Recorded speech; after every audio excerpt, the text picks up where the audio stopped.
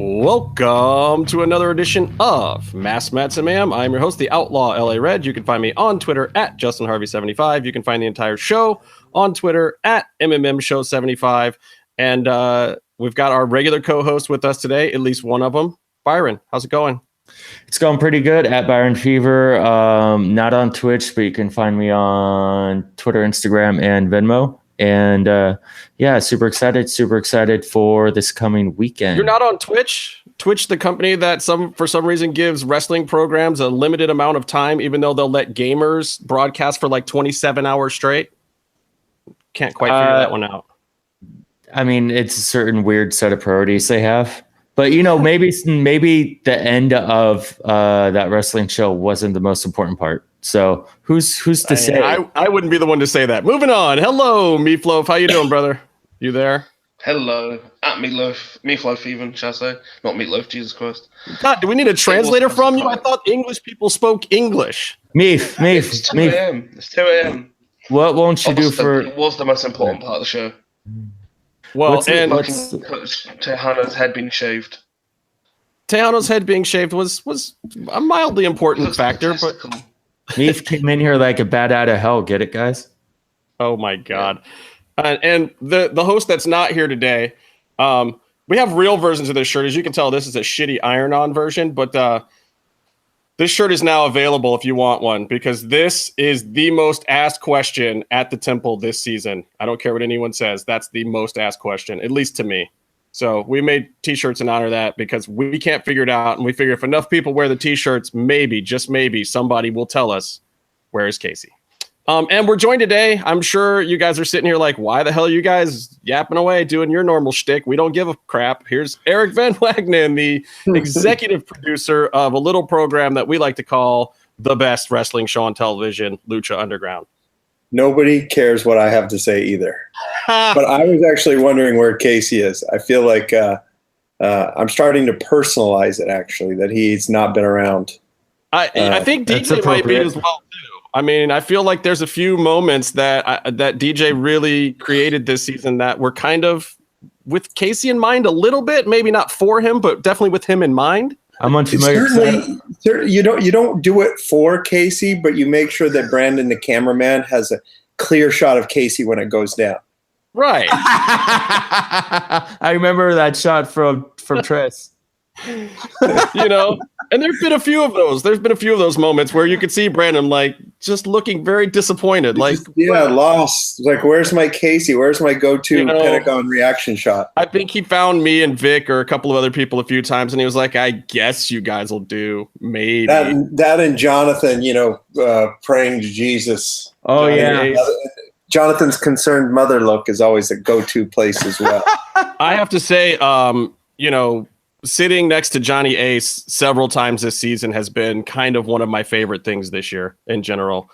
Like dude, he's the coolest. He shows up all the time, and he's just chill. I mean, granted, he's clearly high as a kite every time he comes, and he brings his mom, which makes it even better. Oh, she's so awesome, especially when Mil Muertes comes over in that area, and she's like afraid for her life, but she loves it, but she's afraid for her life. It's so legit. It's like the best. Those are the moments. Those are the reasons you guys got to get to the Temple. The best just reasons. To see Jonathan and his mom, for sure. And then Lori, the Lucha Grandma, we call her. She's always a hardcore fan too. Yeah, I actually got to sit next to her once this year as well, over on the new C bench, as I like to call it, the cell block bench there. That's the scrambled bench. That's where you better always don't get comfortable because you're jumping out of the way all the time. Yeah. We named the section to the left of Gorilla, if you're in the ring, kind of where you guys come out from. We named that the bowling alley. Yeah.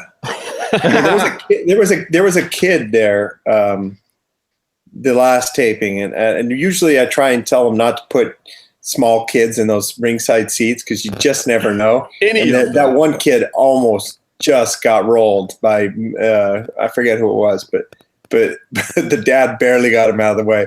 And then you worry about the dad being scared. The dad was laughing his ass off the whole time, but the kid looked genuinely scared. And that doesn't mean that you're safe in the bleachers either, though, folks. And after Eric goes, I'm going to do the second half of the show on temple etiquette today. Yeah, for the newbies, for some people that need to have a living record of do's and don'ts out there in the world somewhere. I'm going to do that after we. What are you going to save the good stuff? Like, that sounds like a good topic. Who are the fans? We'll get some of yours too. And why? But what are you asking, Byron? I just want to know who the fans Eric hated the most are, and also hated and why. Why are you trying to get the man heat? No, we're asking the tough questions. I don't hate any of them, actually. I hate the ones that show up with cameras, and showing up with cameras is a big no-no. Using a knife or something and cutting the plastic straps to the seats, that's kind of a no-no too. The ones that bring a kid who's like cutting his first teeth and then they try and claim he's 12. We get that a lot. We get the kid in diapers. We get every 12-year-old in diapers. We show up. And then the ones that leave in the middle of the match to go to the bathroom because they've been drinking too much something. I don't know what. I think 12 is a good cutoff age, though, because I find that most wrestling fans that are under 12 don't really like heels that much, and there's definitely a lot of cheering of the heels that happens in Lucha Underground, and they get kind of upset by it. I feel bad for the under 12-year-olds that speak Spanish because, man, you learn a lot in those Pentagon promos. Which I can't get into without spoiling some things, but I like Pentagon promos. But yeah, they're definitely not for the faint of heart or for the young Spanish speakers of the world. My Spanish is pretty crappy, but those promos, I believe every word of it, whatever he's saying. Unless he's saying them to Phoenix, in which case some of them are really strange and don't really apply. He does a lot of mother stuff on Phoenix, which is kind of ironic. But yeah, the first time I heard him do that, I was like, you want his mother to what? Wait, I don't get it. How does that work? Why Phoenix and Pentagon know each other? They just might have met each other's mothers once or twice, Byron. That's all. Oh, that's weird. Yeah, okay, so Eric, here's what I want to do, and for me and Byron as well. Here's how I kind of want to frame this interview with our friend, Mr. VanWagenen, under the terms of confirm or deny. The fun little game I like to call confirm or deny. So I'm going to pose a question. How about neither? I can neither confirm nor deny. You can answer them however you want. This is just the fashion in which I think is best to present some of these things that everyone would love to know from you without taking up an incredible amount of your time. Because as everyone can see, Eric is still actually in the office, in his office. I have a question. Underground. I have a question from Mr. Illustrious Mr. Krabs, and this is probably better than any question that we can come up with. This is, can I do the first confirm or deny? Since I already interrupted everything. Great, go for it, Byron. It better not be stealing my thunder, but go for it. This might be one of your questions. Meef, are you audibly sighing right now? Yes, he is. Great. Mr. Krabs wants to know, Eric, he misspells a lot of words, so it's hard to read it. Was that you at the end of season 3 with Vampiro? Looked like it. Was that me at the end of season? No, but that was me. I deny. But I will say that is me at the end of season 2, putting Dario in the back of a van. Officer VanWagenen. I knew it. He's a cop. You knew that. Yeah. He's a rat. But when Vampiro at the end, do you mean with Vampiro's master? The master? No, that was not me. Okay. Well, denied. I wish I was that cool. Well, here's an easy one for you. It's quite clearly somebody. It is quite clearly a certain individual that I think a few of us have seen dark and in certain Mexican promotions. Fair enough. So this is an easy one for you. Confirm or deny that MMM Show will be attending Ultima Lucha Cuatro. That I can confirm because you guys are... I personally providing you a backstage tour, photo ops, tickets, the whole thing. You guys bought my auction. You donated $500 to a local wrestling team here in Southern California. You've actually got scholarships for kids to join the wrestling team. Yeah. And I thank you the young wrestlers at Paul Revere Charter School, thank you. And Adam Hunter, the comedian who's the coach of that team, thanks you. You guys got to check out Adam too, by the way, especially if you're fans of wrestling and MMA. Like MMA Roasted podcast. MMA Roasted podcast. Like if you like MMA like I do, he has jokes specifically for you. So you got to check this guy out. He's very, very funny. Yeah, he's really funny, and he's a middle school wrestling coach. He coaches my son, and he posts a lot of really funny videos of these kids, and him giving inspirational speeches and him teaching him moves, and he's just a funny guy, and the kids all love him. And he posts a lot of stuff from their matches, and has really funny stories from the team meets and things like that. I mean, it actually should be a movie. It's kind of like it's sort of like the Mighty Ducks on a wrestling mat. It's kind of what I would describe it. Well, so now what can we expect on this tour? I'm excited. I'm like, I don't even know. I don't know a lot about this new ice temple. There's like nooks and crannies and things. You'll get to see. You'll probably get spoiled on a couple of things that we're shooting. You'll get to see all this where the vignettes are all shot, and we'll get you some pictures in there. Ooh. You will get to see the practice area and the practice ring, and you'll actually get to see, which is my favorite, the coolest old building in downtown LA. You've been inside and you've seen where there's the big sort of the big freezer compressors that are high up on the wall. You get to see the engines that drive them, and they're old and they're creepy, and there's some rooms in there that you'll freak out. It's like it looks like a horror movie would be filmed there. It's kind of like. I mean, I'm just going to give you the tour. You're going to love it. It's fun. I'll take you all over, and then we'll go into the cast area and we'll pull out some of your favorites, and we'll get some photos and stuff like that. All for being good guys and donating to an after-school wrestling program. See, guys, look, this is good. Charity pays sometimes, man. You just got to do the right thing out there, folks.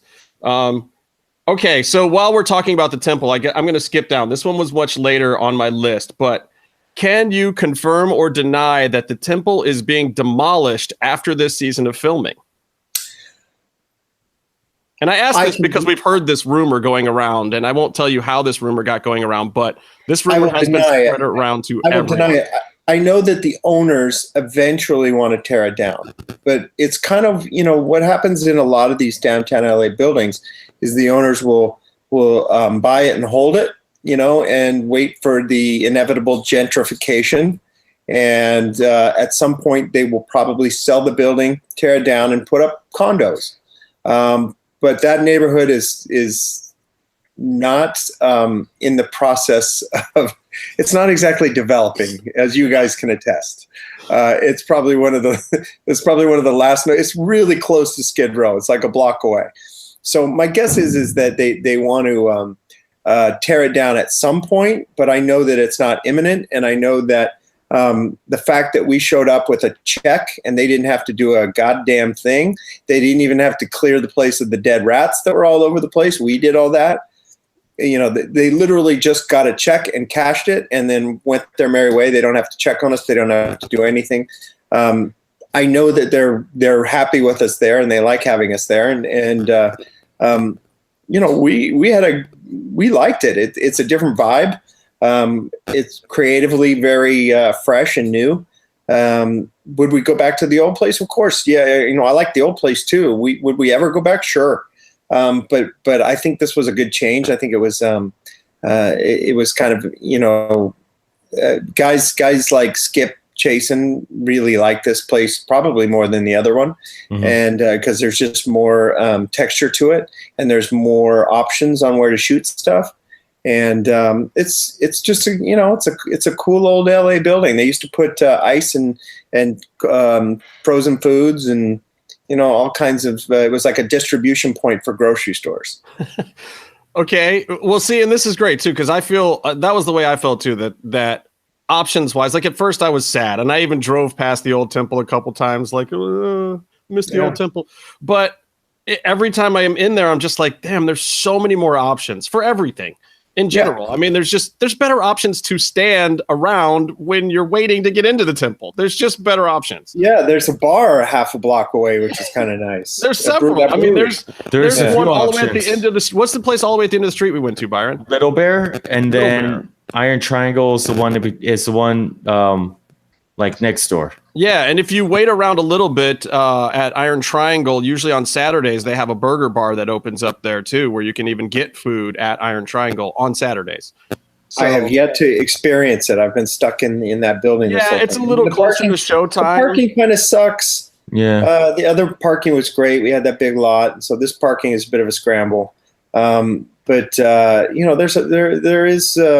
It was kind of energizing to be in a new place, and you know what? I'm kind of glad we went there second because, once having been in Anderson Street those seasons, we kind of knew what worked and what didn't, and so when we moved over to Industrial, it was just a big blank slate, and so just a big empty canvas, and so we were able to put in the things that we thought the cast would appreciate. And that were functional and would look good on camera, but then would also make it not feel like a traditional wrestling arena and just make it kind of unique. And so, we built those.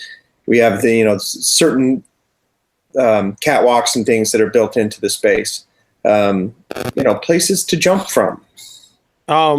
Hey, Eric, we actually, I realized Byron and I still have 2 standing room tickets for Saturday, the ones that we're giving up to take your auction tickets. Cool. So we got to come up with some way to give those away to somebody. So if you think of something, let me know.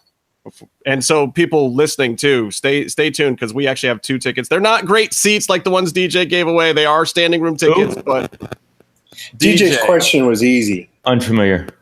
Why was his question? What was his question?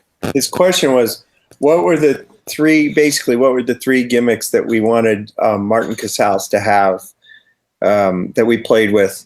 Well, he talked about the magician one on here last week. Yeah, the Magnificent Marty was he did that in a dark match and then knocked himself out cold and got a concussion, and then we couldn't let him go again for like 3 months. And at one time we were considering him for Mil Muertes, which would have been a terrible mistake. And then the third one, which I personally was pushing for, and I really liked it, in retrospect would have probably been stupid, but I wanted him to be the Elder, which would have been a tag team. Because he's from Utah, I wanted him to be this super heel Mormon missionary.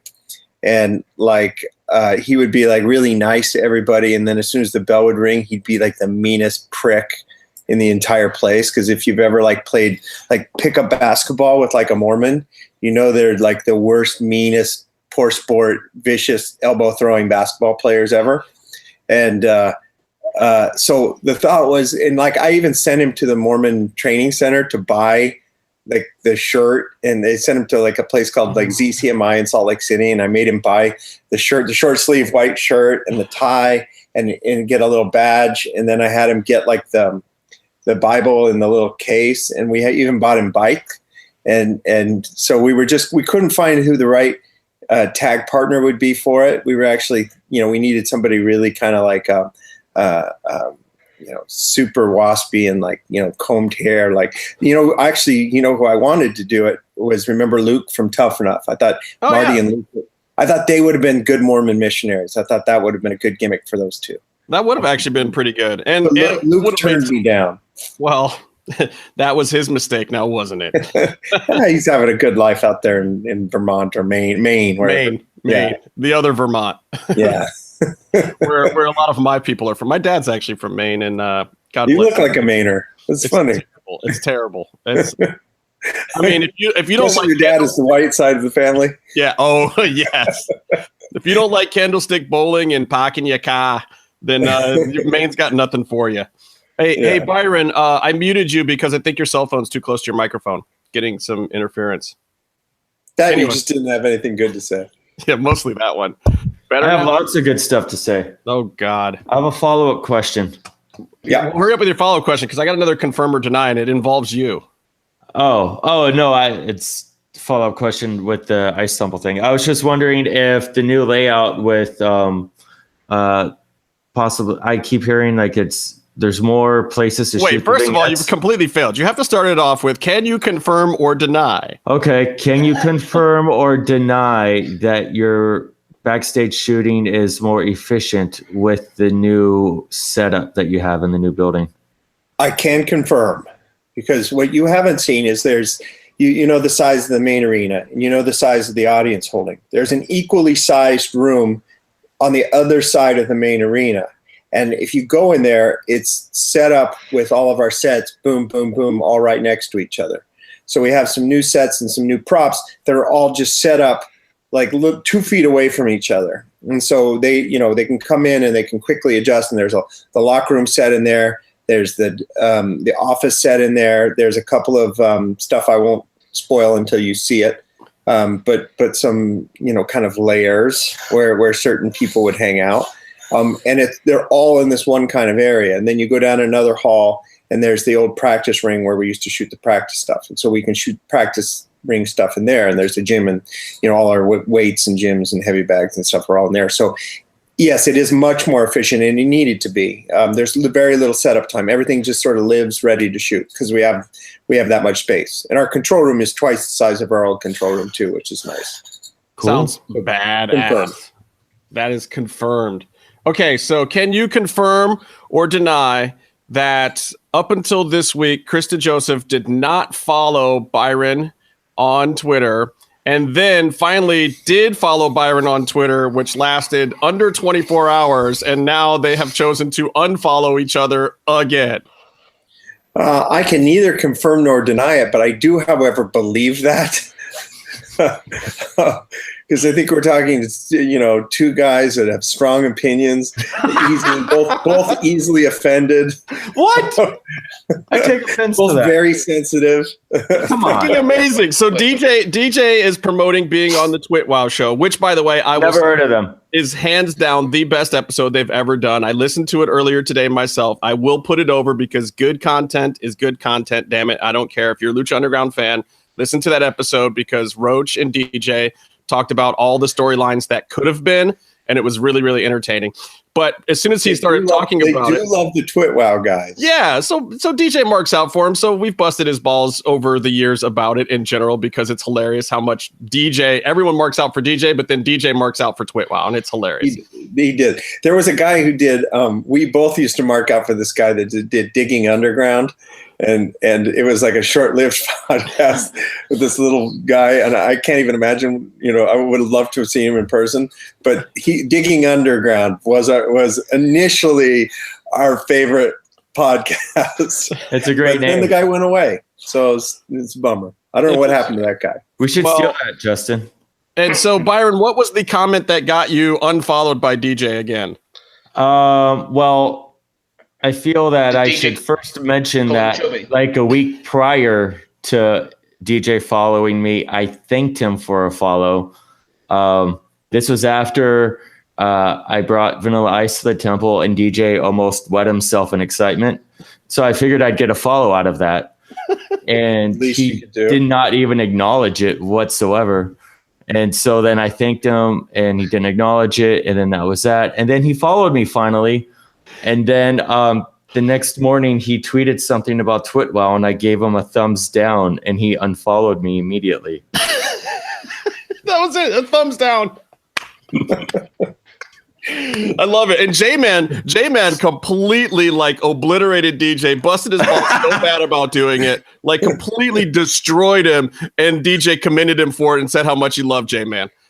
And Urban. Where have Urban and J-Man been, man? J-Man is on the farm somewhere with no internet, and Yeah. Urban, God bless his soul, is in a really good headspace right now. Love that dude. I think he's getting his life exactly where he wants to be, talking about moving and just really focusing on what's most important in his life right now, I think.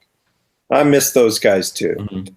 Yeah. And don't forget, Oh, where's Casey? I don't Casey? know. Where is that guy? I'm going to see J-Man in a couple weeks at the New Japan show, and I see them whenever I go to Tennessee. They say to say hi as well. Yeah, I think that was the other thing too. J-Man decided that he was going to spend his money on New Japan this year and not Lucha Underground, sadly. Woof. Ouch. Hurts. You have to take that one up with him. Well, it's Give easy. me a pass. I'm going to unfollow him right now if I know how to turn on. If I could figure out how to turn on my Twitter, I would unfollow him. It's an unfollow party. Okay, so back to my confirm or deny. Confirm or deny, people will be blown away by some of the things the new talent are doing at Lucha Underground this season. I think that's a safe confirmation. I mean, I think, yeah, you want to confirm, and the new talent especially. Yeah, I mean, there's still some surprises left that you haven't seen yet. Yay! Yeah. Well, I gotta say, after last weekend, the bar is raised. There was some good stuff. There's some new guys, yeah, that have definitely had an impact, and I think so. I mean, obviously, it's weird. Like some of the scrambling that this season, whenever you scramble, there's always some good and some bad, and we've had a couple of things that have, like one small, like a little injury and somebody misses half the season, or one delay in a visa and, half the season is gone and we have to scrap the whole storyline. So we surprise, surprise, getting visas out of Mexico is a lot harder than it was a couple of years ago. No. You just have to climb to the top of the wall and then put in your application, and then you get right in, right? We should put those guys in those sacks of drugs and just throw them over yeah, they'd get here a lot quicker. What you need now that you have this location is a tunnel, my friend. Oh God, why didn't we think of that? Just a direct tunnel. I mean, it's a really long walk, but hey, you got to do what you got to do. It has had I will say it has had an effect on processing our immigration. Things take twice as long as they did just a couple of years ago. So, we've had some storylines that have had to get scrapped or rewritten or recast because of some of those issues. And when you shoot everything at such a tight window, the margin of error is just razor thin. And so, there's had to, Chris and Chris have done an amazing job of reacting to that and coming up with great stuff. And then, getting on the phone and finding willing participants will come and drop everything at a moment's notice and come in and just crush it, So that's been fun to see. I mean, there's always a good side to that. Some of our best stuff has happened when that has happened. This season is no exception. Well, and I can't wait to actually talk about some of those down the line after we get some episodes under the belt. But because I think people out there will be really excited about those. But genuine question: do you worry? And I've heard this out there. Do you worry when those things happen with visas or certain guys can't come up from Mexico or AAA? Do you worry about the whitening of Lucha Underground? Do you worry that it's not? Yes, totally. Lucha Libre enough? Of course, we definitely had, a mission statement in the beginning of all this, and it was to highlight guys that, that maybe were famous or developing in Mexico and maybe not exposed at all here in the U.S. And we've done a good job with a lot of those guys. And I don't. Oh, sorry, guys. No worries. Sorry about that. Come on, make the dinner, Eric. Wash the clothes. What are you my doing? Contender casting guy probably telling me, hopefully telling me we landed a couple of guys. Yeah. Of course. And there's been times in the season where, I'll sit there and think, do we have enough true Lucha Libre guys in this episode? And it's week to week. There's some weeks where I would say, yeah, we're doing great. And then there's some weeks where I think, man, I wish we had 2 or 3 more. We're ironing it. It's always a process, but it's always something that, next week is a new week and we can try and fix it. I do want to, I'm going to ask you this one. I hope, and I don't think this is a spoiler, but can you confirm or deny that Rick Knox is okay? I can confirm that Rick is okay. I don't know that he had a surgery recently. Yeah, and I think he actually publicly posted that he was not in the greatest shape. So yeah, he'll be okay. I think he's out for a few weeks. I don't know that we'll see him again, but he's itching to get back. I mean, I know he's, and he still can come hang out. He's, it's still fun to have Rick Knox around. Just Not roll Justin. around in one of those Fuck stretcher Justin. beds. Fuck Justin. Fuck Justin. Fuck Justin. Oh, you know That's how the worst chant ever. Just because, damn it. It's I awesome. feel 'cause, bad like, for poor Justin. I think he gets his feelings hurt. I genuinely do. Dude, does he really? Because I'm loud.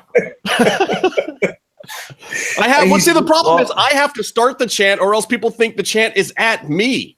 Yeah, that's true. He says like people have said that to him, like walking in airports and like. We're talking about referee Justin Borden. Out in the world, who don't know. people give him shit. You know, Yeah. outside of a wrestling show. It's a thing that at the PWG shows, everyone gives him so much shit. And I remember when Lucha started and he'd pop out, there'd be like the 10 guys who go to PWG shows talking shit to him, and everyone's wondering why. Yeah, he's a nice guy. He's like the nicest guy in the world. He takes a lot of heat. It's kind of funny though. He just keeps messing everything up. That's all. You can't blame him for that. Everybody's got that friend, right? Well, In your case, it's Casey. Casey's not here. I have friends that feel like Marty Elias likes to go to sleep on the job a lot.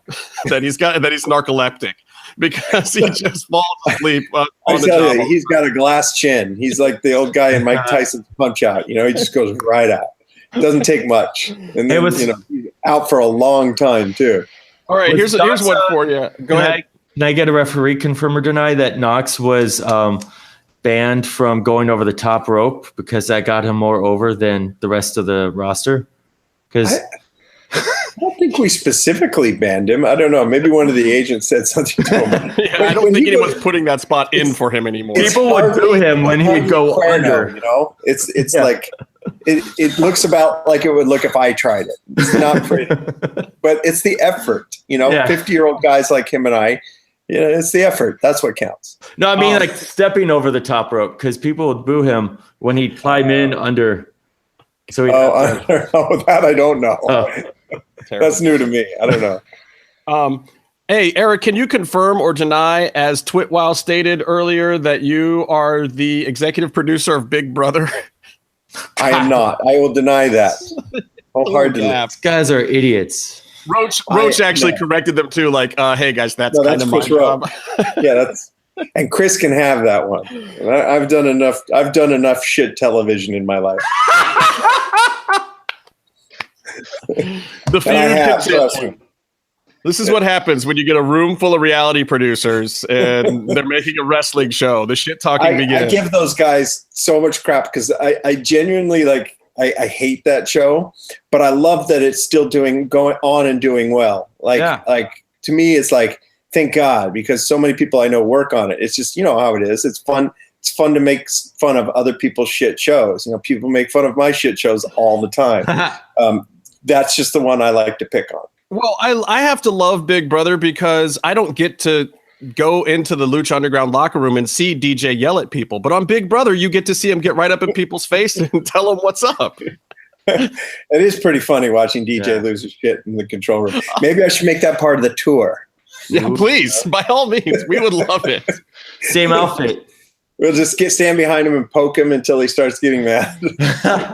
All right, here's a good one for you, Eric. And I think I know the answer to this one myself, but I don't know that we've talked about it yet publicly. Can you confirm or deny that there is nothing to jump off of in the new Ice Temple? I can deny that. There is plenty to jump off of, and that's why that one was so funny when that made the rounds. I just was, it was like the silliest thing ever. And I think it was just, there's so much of that telephone game that goes on between podcasts and articles, and Meltzer picks up straight out of Lucha Blog, and Lucha Blog is almost always dead on. Like, dead I don't know. And the Lucha Blog that week was dead on. It said that there were plenty of new places to jump off of. That there were new places, and he said no. He's actually, I think Lucha Blog is the most accurate of when I see stuff. His stuff is almost never wrong. So he's got friends in high places or something, because he's almost never wrong. And he prides himself on being an actual journalist in this particular field of just Lucha Libre. That's it. I mean, that's his thing, man. That's his jam. It's good for him. I like his I like his tweets, and even when he's sometimes taking shots, I can't always argue. Sometimes he's right.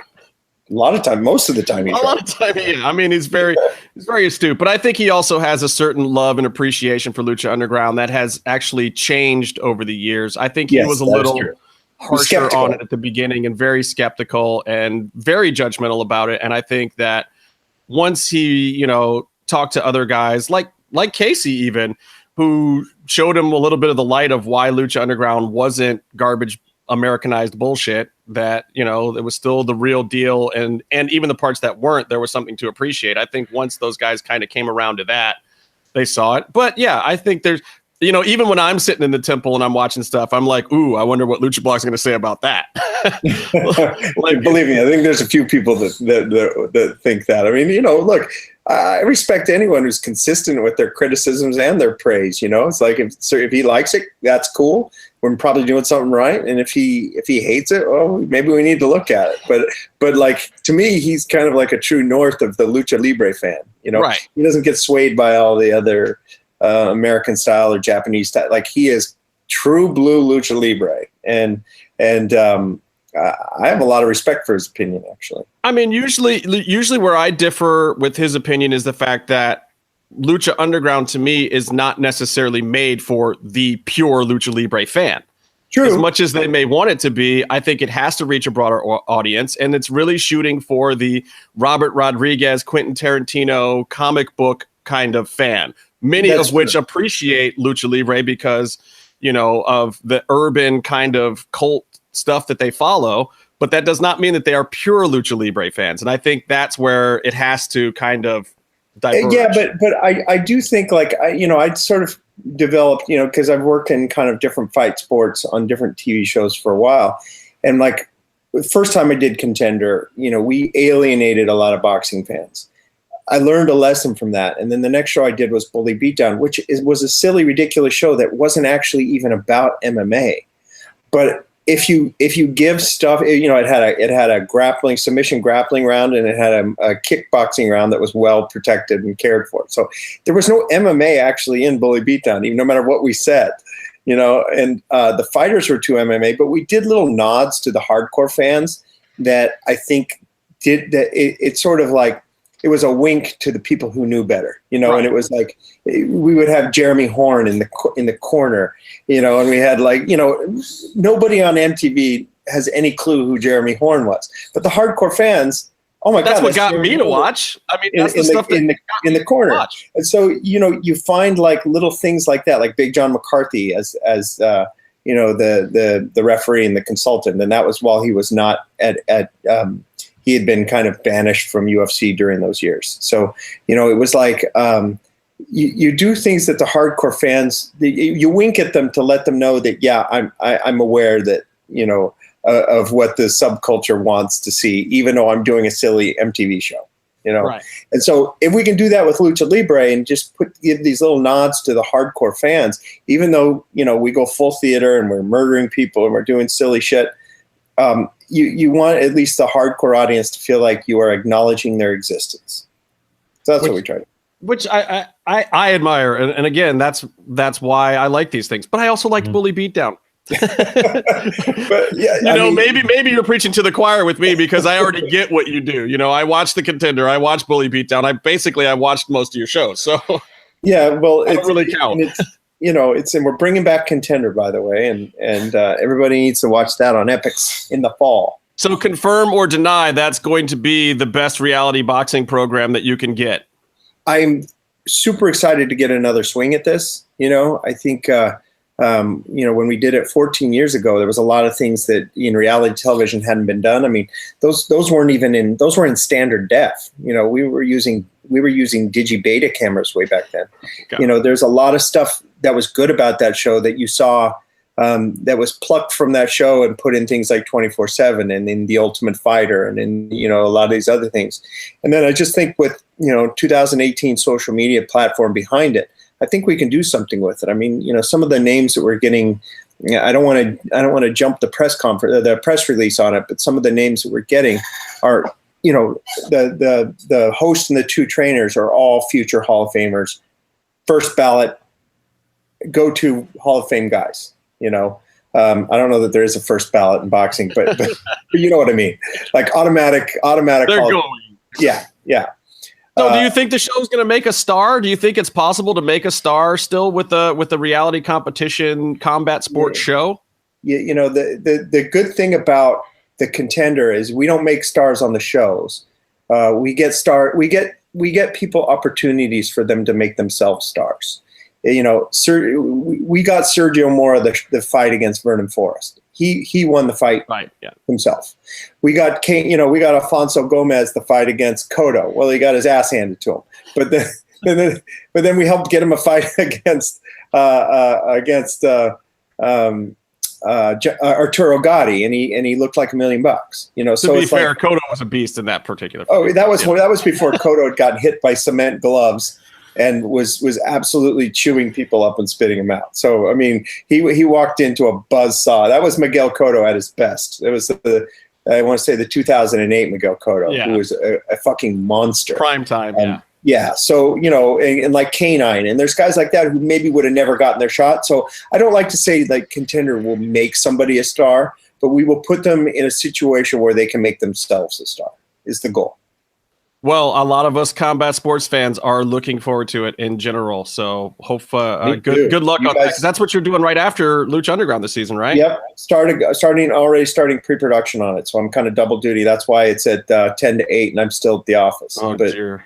But you guys, I am inviting everybody to even Casey can come sit ringside once we start doing fights. And Meef, get on a plane. Get on a plane, Meef. Hurry up, Meef. What are you doing? Can't help it. Waiting on you. Okay, here's a tricky one for you, Eric. You got to listen very specifically to how this one is worded.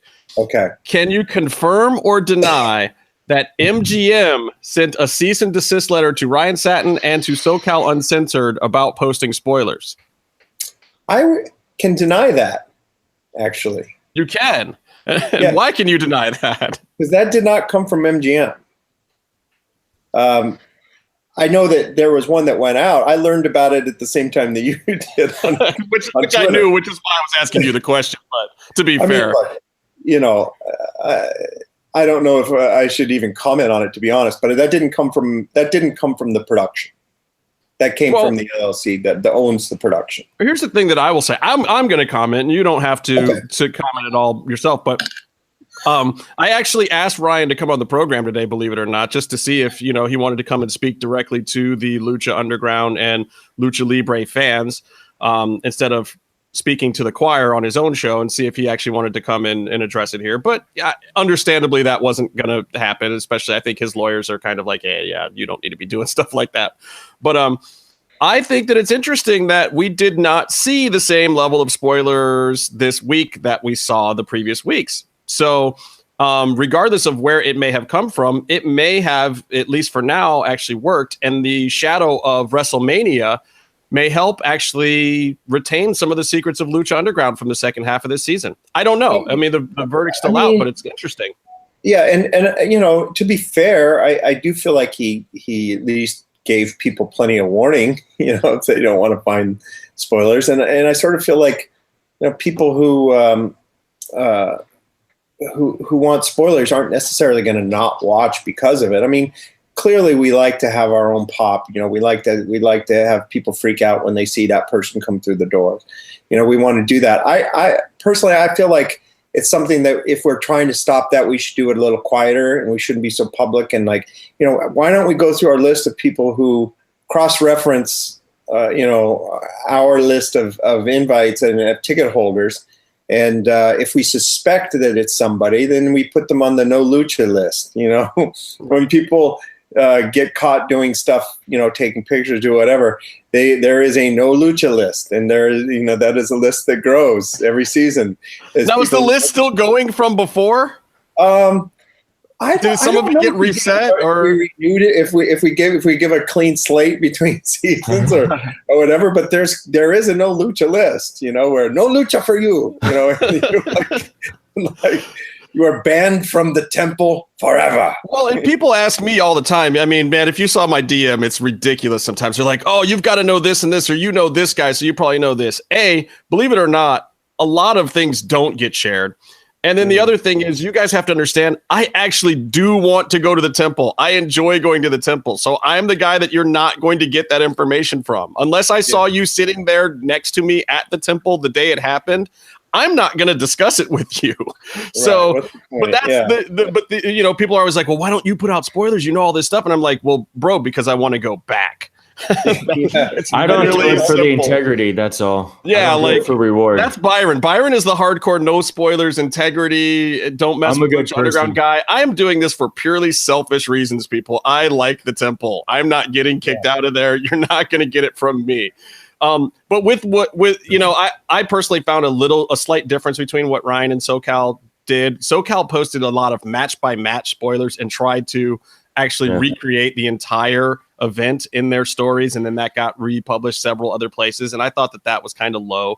I just thought that really did kind of ruin the experience. I thought what Ryan did was maybe still not entirely appropriate, and there were a few match and storyline spoiler things in there that were maybe a little past the point, but I thought that the talent debuting stuff wasn't as bad. About that. Yeah, but, I mean, well, yeah, people talk about it. You know, it builds a sense of anticipation. I mean, look, if I had my druthers, there wouldn't be any spoilers out there. Right. But, and on a regular TV show, people are like, well, what would happen if it was Star Wars and whatnot? Yeah, but Star Wars is on a controlled set where everybody who signs the NDA is actually getting a paycheck.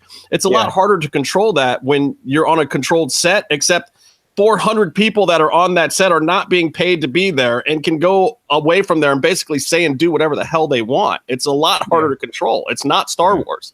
I mean, you do the best you can, and stuff falls through the cracks, and you try and correct it the best you can. And when you can't, you can't. But hopefully that people won't not watch the show because of spoilers. I mean, all of our big story points have been spoiled on at one time or another. You know. Mm-hmm. You may not actually even know the answer to this one at all, Eric, but can you confirm or deny that Lucha Underground Season 4 will start airing on El Rey Network on July 11th? Oh, I can neither confirm nor deny that. I don't know. Where are you getting your info? Because I don't know that. I this is an extrapolation of mathematics and rumors and Did you look at TV Guide? No, I did not. Be that easy. That would be a good place to look.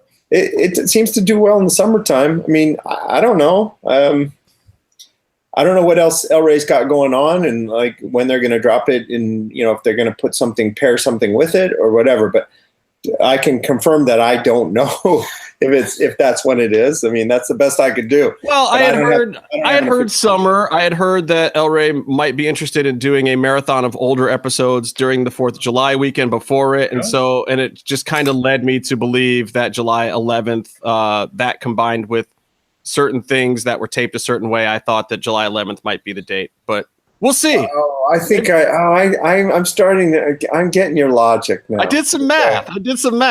I get it. Yeah, I know where you're getting that from now. Okay. Right. So we'll just leave that. We'll leave that as a maybe a really good fan theory.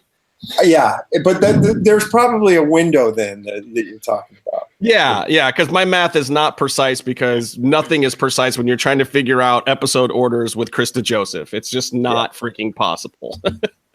And that's the other thing I love about the spoilers too. God dang it, everyone in the world can think they know what's going on at Lucha Underground. I have been at every single taping this season, and I can honestly tell you there are still some things where I'm like, what in the living hell is going on there?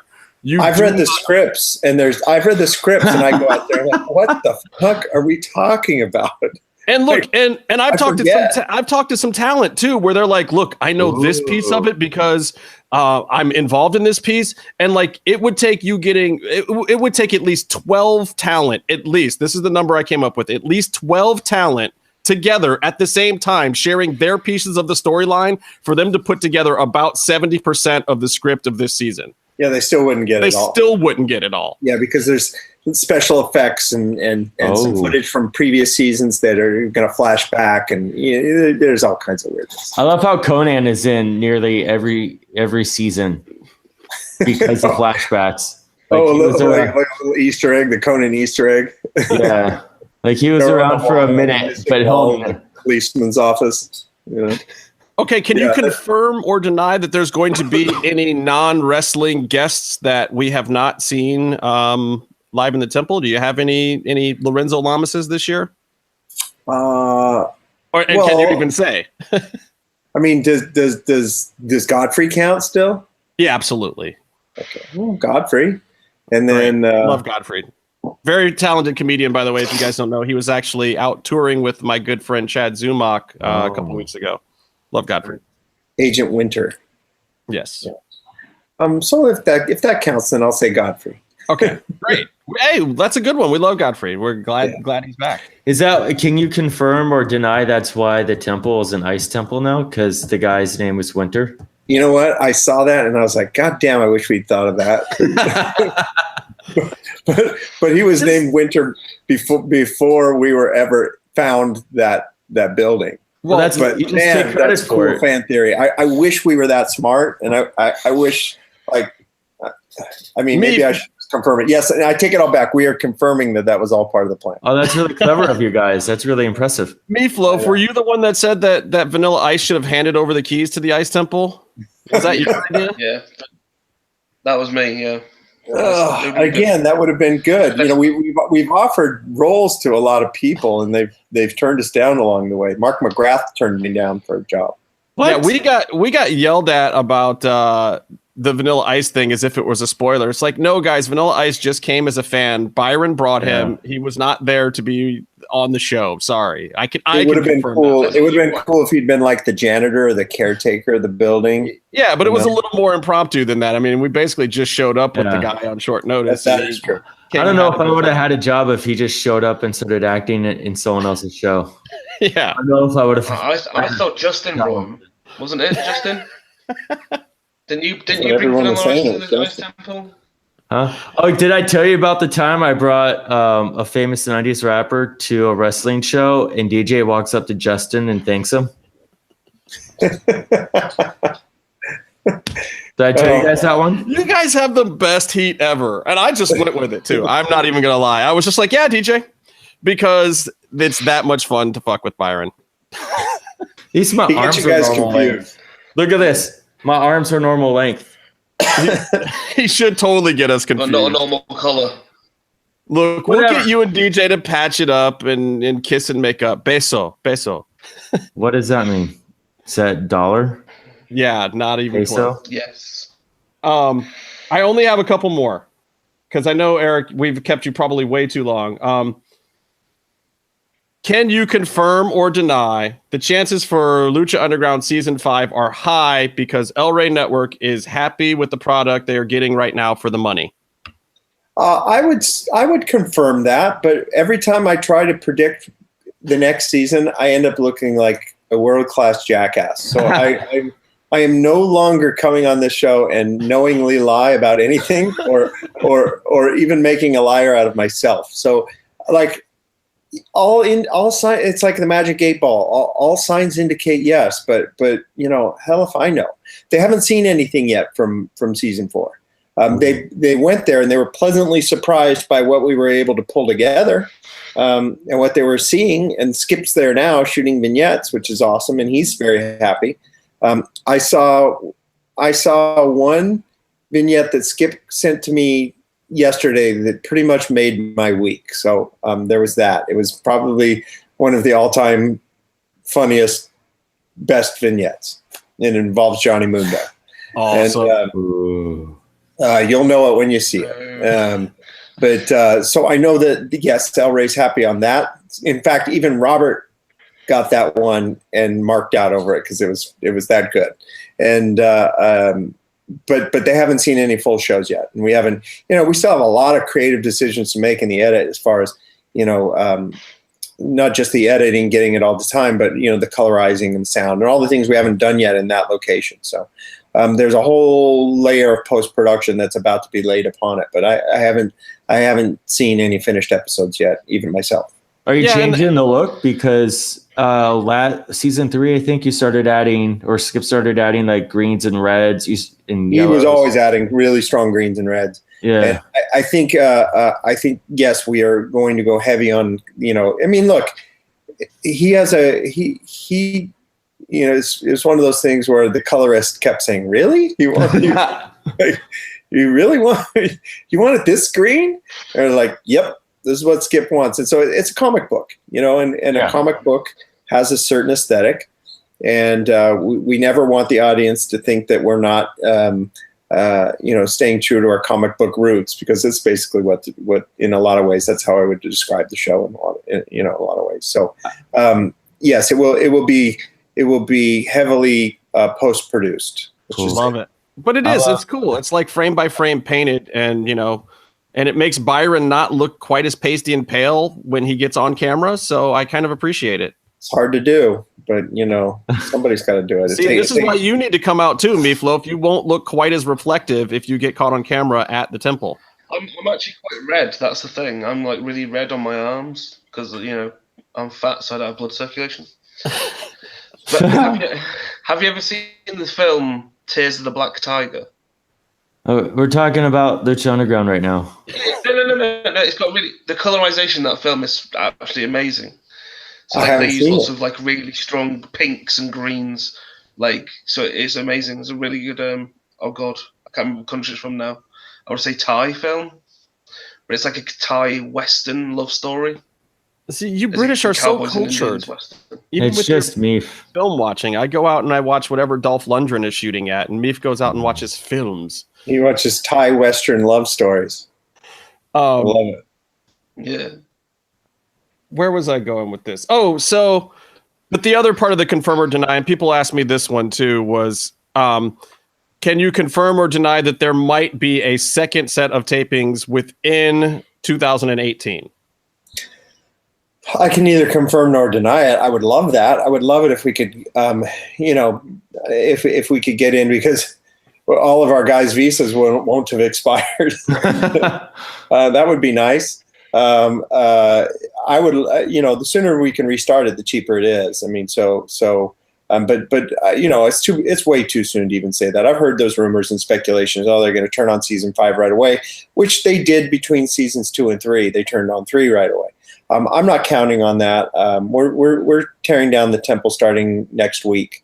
So I would deny that's imminent. We could, get it back up and running in very little time, and we're not competing with a lot of other bookings in this building. So it feels like we could go right back there at a moment's notice. Well, how much of a teardown do you have to do? I mean, given the main set probably has to come down and all, but I mean, do you have to? Yeah, I mean, it's a big move job. I mean, all our sets got to go into trucks and stored somewhere, and all the, we got to give the control room back to the, the tech company. And I mean, it's a big move. It'll take a couple weeks. Well, yeah, I mean, I figure all the VER stuff goes back, but I didn't know if you had to tear down the stands and all that stuff. But I mean, I figure it's also like a steel cage at this point, right? You took it apart once, you know how to put it back together. You guys practiced it. Yeah. I mean, it would go back. It would definitely. We don't have to knock down walls and cut holes in doors and whatever. I'm actually was over there today, but I'm borrowing stuff. We're going to start our contender set build in a few weeks, and get some drills and some hammers. Some lockers, a couple of benches, some floor mats, some lamps, that kind of stuff, some light fixtures. So yeah, we're, all part of the MGM family. One will loan to the other. Well, what I was trying to explain to people too is that, typically after a contract renegotiation, like what you guys went through last season, from what I understand, if it's correct, your next season would not be as strenuous a negotiation, but the network will still probably want to wait till some episodes air, make sure the numbers are holding before you would get a green light, right? Yeah, but I also think it's a function of their funding. The network budgets, when they set their budgets for the year, they're planned out for the year, and it's pretty hard to call an audible halfway through. So that's a realistic thing you have to work around is, what is their fiscal year and when did they get new funding, and what, it's like it's their business decisions, right. Even if you got the 2018 burn off money, it still wouldn't come until really late in the year, and you would probably still not be able to turn that around until 2019 in my guesstimation. Exactly. So it's you don't personalize those decisions. The network's been great. Alray's an awesome network to work with, and they're really supportive. But it's a business decision for them, and there's a lot of things that go into the business decision that have nothing to do with what we're doing. And so we just, we're here when they're ready. We can turn this on quick. All right, so here it is, Eric. Can you confirm or deny that this coming weekend at Ultima Lucha Cuatro will be the best time you can have in the new Ice Temple this whole season, or is it going to suck ass? Well, how do I confirm or deny two options? Okay, you can't. You take the last part out because we know that's not going to be true. Can you confirm that it's running from the question? I can confirm. I can confirm that this is going to be a wild, wacky weekend. It's going to be a lot of fun. There's a lot of crazy stuff going to happen. Stories will resolve. I just read DJ's final script. The final montage again is going to be batshit crazy. There's good stuff.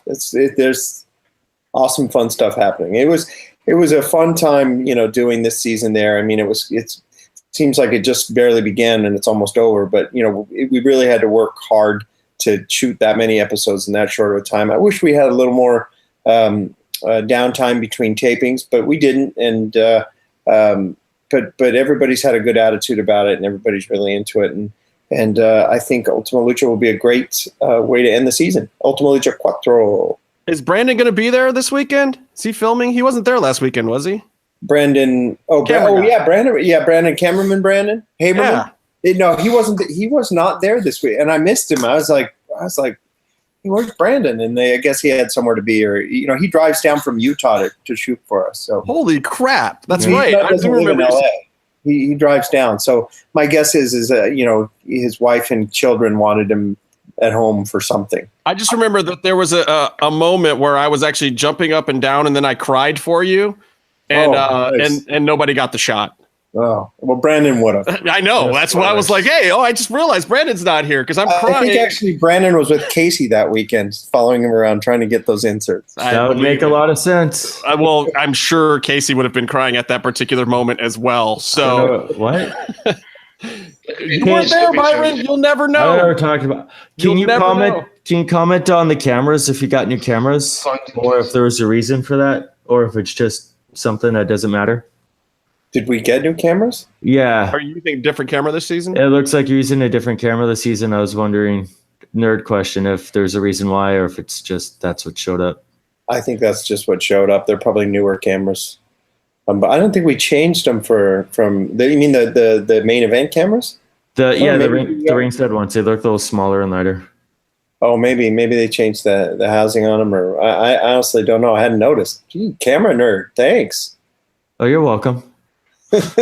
I'll ask. I don't know, to be honest. We use the C300s for the vignettes, and we don't use those. We don't use those for the matches themselves. So. Yeah, I noticed. The only gripe I have and anything you guys shot was the Pentagon Cave vignette when you did day for night, and that really bugs me. Oh. But are you busting his balls about the day for night? No, that's not EVW's fault. We'll send Skip an email about it. Send Skip an angry email. It's just, I still got to get Skip on the show too. Damn it, we had him all lined up at one point, but then that was when the weird hiatus happened, and then El Rey was kind of like, let's not do a bunch of publicity right now. Hey, what we're doing. Hey, Tim John. Jim's here. Hey, guy? Jim, we're playing a little game with EVW called Confirm or Deny, and we're about to actually let him go shortly. But do you have any questions that you want him to confirm or deny? And we'll see if you're intuitive enough not to ask ones that we've already asked. Well, I did listen while I was at work and on the ride home, so I think you guys pretty much covered everything. Were you going to ask about the cameras? No, that's all you. I have one that was. You're going to ask about Casey because you're sitting in the Casey seat now. I mean, I feel like the usual question has to be asked, but where is Casey? You're Casey now. Can we just call you Casey? Where is Casey? I don't know if that's an insult or a compliment at this point. Who has the most swag in their background, by the way, on the podcast? I think it's Jim now. I prepped this right before I came on. So. Technically me, because if I go for my box that's behind me, I've got like 5 Phantasma and underwear Bengala masks. Oh, we're going to get into Phantasma in the temple etiquette thing because there's definitely something about the Phantasma Cuerno situation at the temple that has been irking me badly this season. And we're going to discuss that, but we're not going to force Evie Dub to sit through that because he already knows it's bullshit. I need to tell the rest of you people it's bullshit. All right, here's the very last one for you, E. This one was sent in to me by someone you know, but I cannot name them on the air because they don't want to be named. This is the last confirm or deny. Can you confirm or deny that wrestlers get upset when you call them chubby? I'm gonna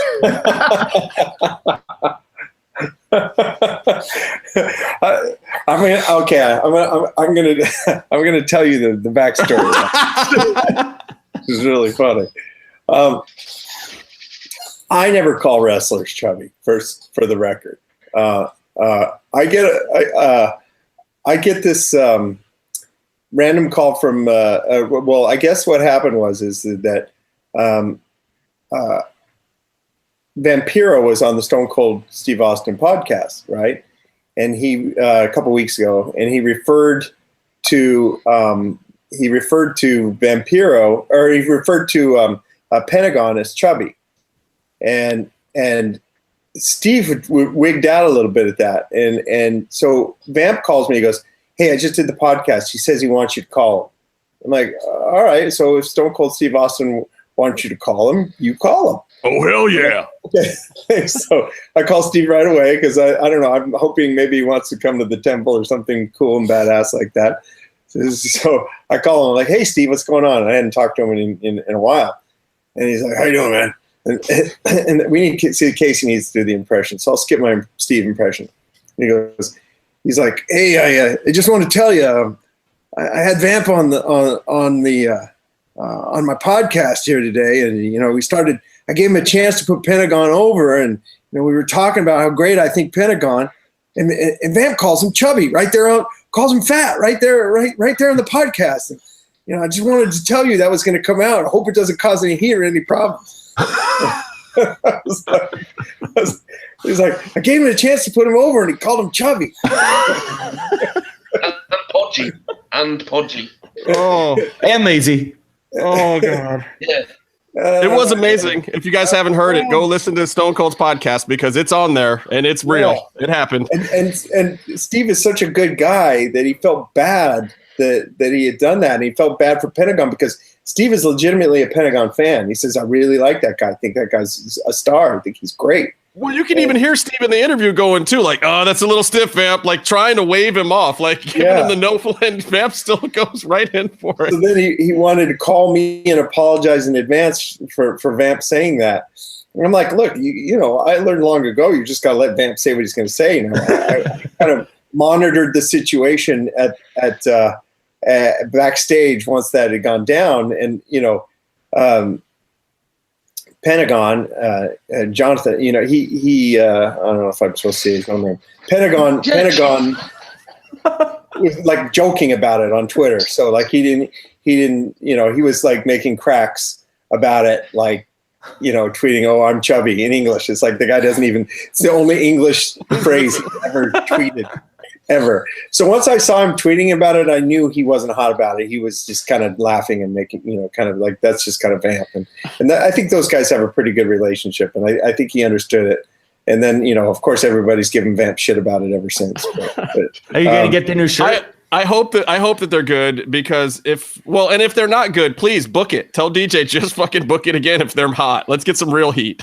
Yeah, I think they'll be. I mean, everybody knows Vamp's kind of a loose cannon, and he says and does stuff that half the time you're like, what the fuck, and depending on his mood, he's he has upswings and downswings, and depending on where you catch him. But like follow him on Twitter or Facebook or what. The dude just goes off on these crazy rants, and they're kind of hilarious and funny, and he doesn't mean anything by him. He's just he's just he's a gimmick. He's a character. He's funny. Yeah. And he was just giving it to Pentagon a little bit, but I know he really likes Pentagon. I mean, I think he feels a real sort of like big brotherly relationship with him. So well, I did think the whole thing was funny too, because I really felt like Steve was trying to give Vamp not just even a format to put Pentagon over, but to take credit for for how good Pentagon is too, which you know you think that Vamp would just jump at, like, oh yeah, that's my guy, I made him, you know. And you know, Vamp's also been on this crazy vegan, like natural diet, and he's lost like 80 pounds. So he's one of those assholes that's like, oh, you know, I'm a vegan, and he wants to tell everybody about it. You know, have you tried his new almond milk? He has some good recipes. Yeah, exactly. So he should move to LA, man. He would fit right in. Conscious, you know, and I think he's kind of in that headspace right now. So maybe that has something to do with it. You know, it's, you know, whatever, you know, that's just kind of Vamp right now. Well, he looks great. Honestly, he looks. He doesn't look pudgy. Vamp looks great. Good for him. Yeah, the diet's working, and hopefully he can get it ironed out so where he's getting the right nutrients to keep his levels well adjusted. I got to take him out. I promise I'd take him out to sushi this week. And that dude, when he starts eating, it's like, forget about it. He can eat as much as any human being I've ever seen. And in fact, I'm going to have to take him to the place in Santa Monica. That's all you can eat. The one on Lincoln. That one on Lincoln. That's the one to do. Yeah, because they're going to throw us out of there after 2 hours. But yeah, Vamp's just crazy. That's just who he is. He's great. Well, we thank you for stopping by, Eric. I know we've taken up a ton of your time, but this was fun, and we're really excited to be getting the grand tour. Jimmy, especially, because he has not seen any of this stuff. Jimmy's a really big mark. If you heard the rundown of the stuff that we're going to see, if you haven't, Jimmy, go back and listen to the beginning of the episode because it sounds pretty damn epic. Oh, I heard it. Worth your while, Jim. Thanks. You know, honestly, thank you. You know, there's not a lot of middle school wrestling programs in Southern California. You just don't see it that often. And Adam Hunter is good enough to do this. And, you know, a lot of times these guys have to, you know, put their own money into it. And this, you know, the school is a mix of, you know, it's like a West Side school, but it's a charter school. So they get kids from all over the city that come there, and they never charge kids the participation fee who can't afford it. So, you know, basically if a kid wants to learn to wrestle, they let him join the class, whether he can afford to pay for it or not. So all this will go to help cover the cost of headgear and uniforms and things like that for kids that maybe couldn't afford to take up wrestling. So you guys are awesome for doing it. And I promise you I'll make it worth your while. It's great. I'm really happy to support. Like, I wrestled in middle school and high school myself, and I'm way behind the cause, you know, and it was good for me. I think it's good for a lot to find that outlet. Yep, so, me too. All right, guys, I got to get home. My wife's going to kill me. All right. I don't want her to kill me. Thank you, Eric. We'll see you this weekend, brother. Thanks, guys. We'll see you on Friday and Saturday. Friday and Saturday. We'll be there. Cheers.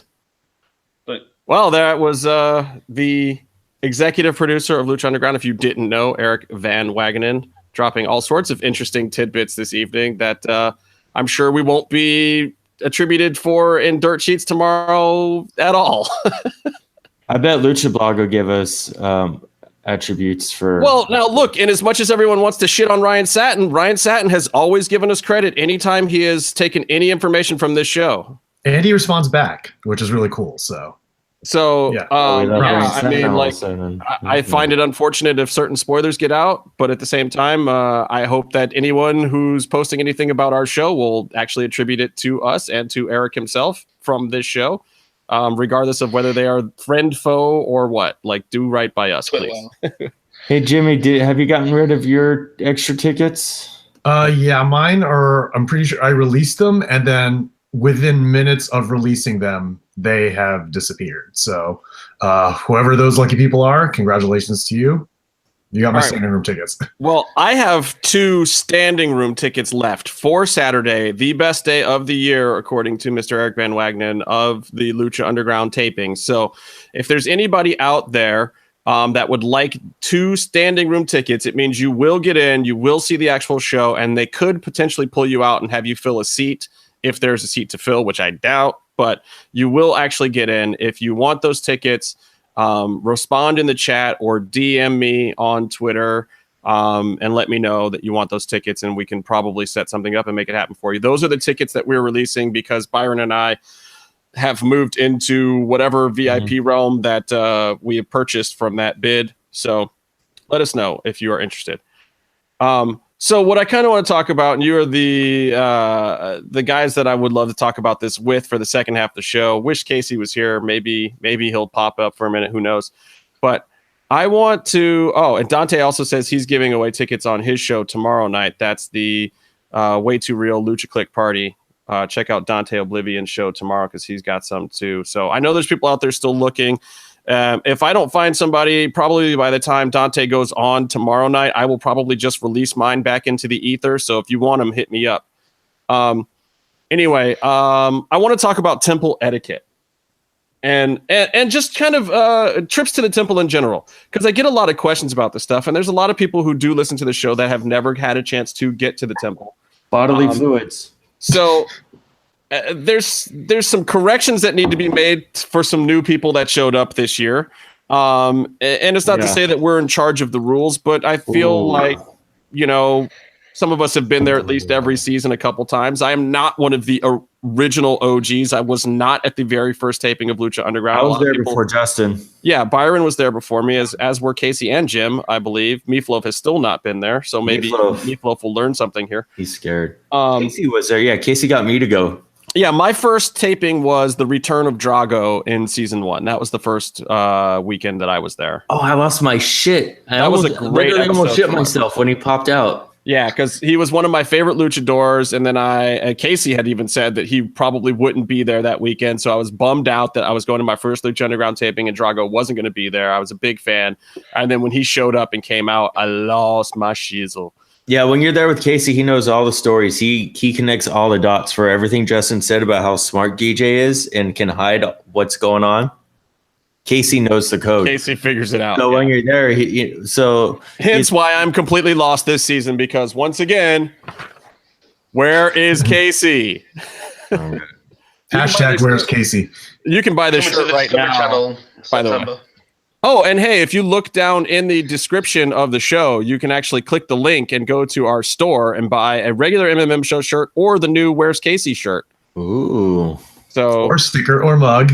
You can also find where all of these fine hosts are on Twitter right down there in the comment section. And please don't forget to click, rate, like, wherever those things are down here. Hit the alarm if you want to be notified when the show's on, because we do go on at different times.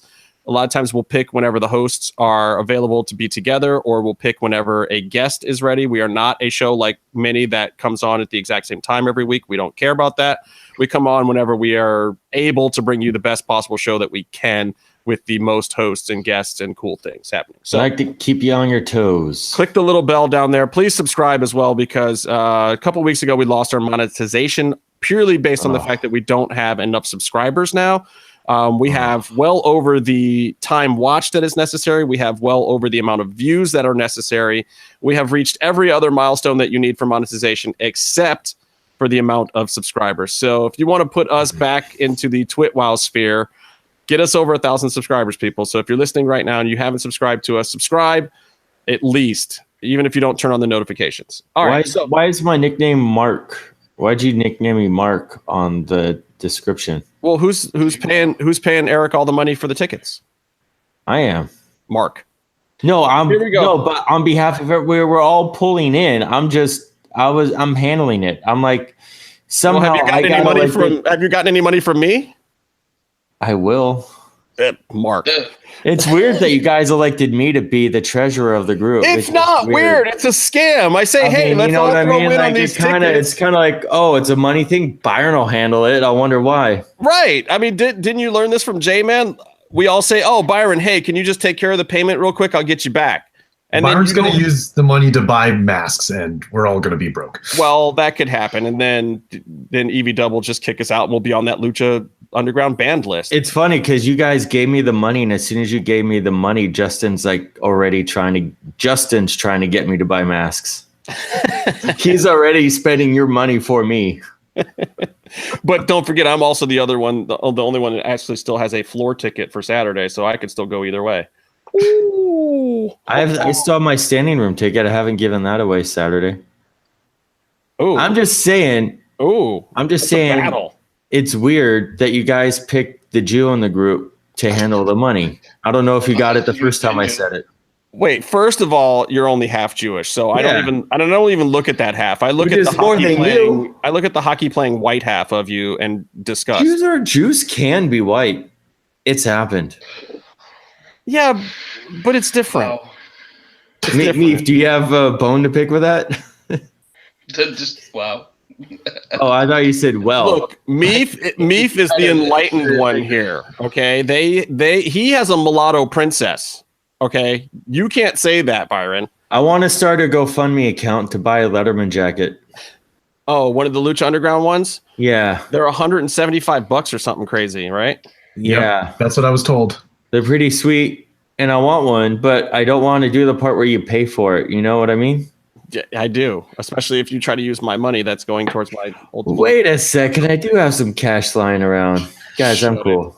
All right, look, I want to talk temple etiquette and what we feel like people need to know when they show up at the temple. First of all, let's talk parking. What's parking like at the new temple? Show up early. I mean, I think the parking isn't terrible if you get there relatively early, like when tickets or when the line first starts forming. Usually you can, if you can't find parking on Industrial, if you don't get there like super early, you can find it the next block over, and it's not that bad. But Jimmy, when you're looking for a parking spot, what do you do as an adult? When you're looking as an adult, Byron. Yeah. And this is something I'm surprised that we have to tell people. Don't leave anything visible within your car, whether it be your purses or your jackets or anything like that. I have a dash cam and I hide that shit because people will break in and try to steal your shit, or they will steal your shit, and it's already happened.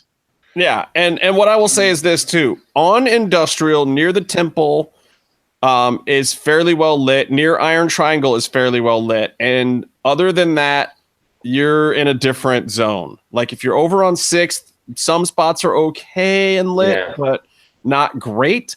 So if you're headed to the temple and you're not parked on Industrial, yes, lock your shit up. It is very close to Skid Row over there.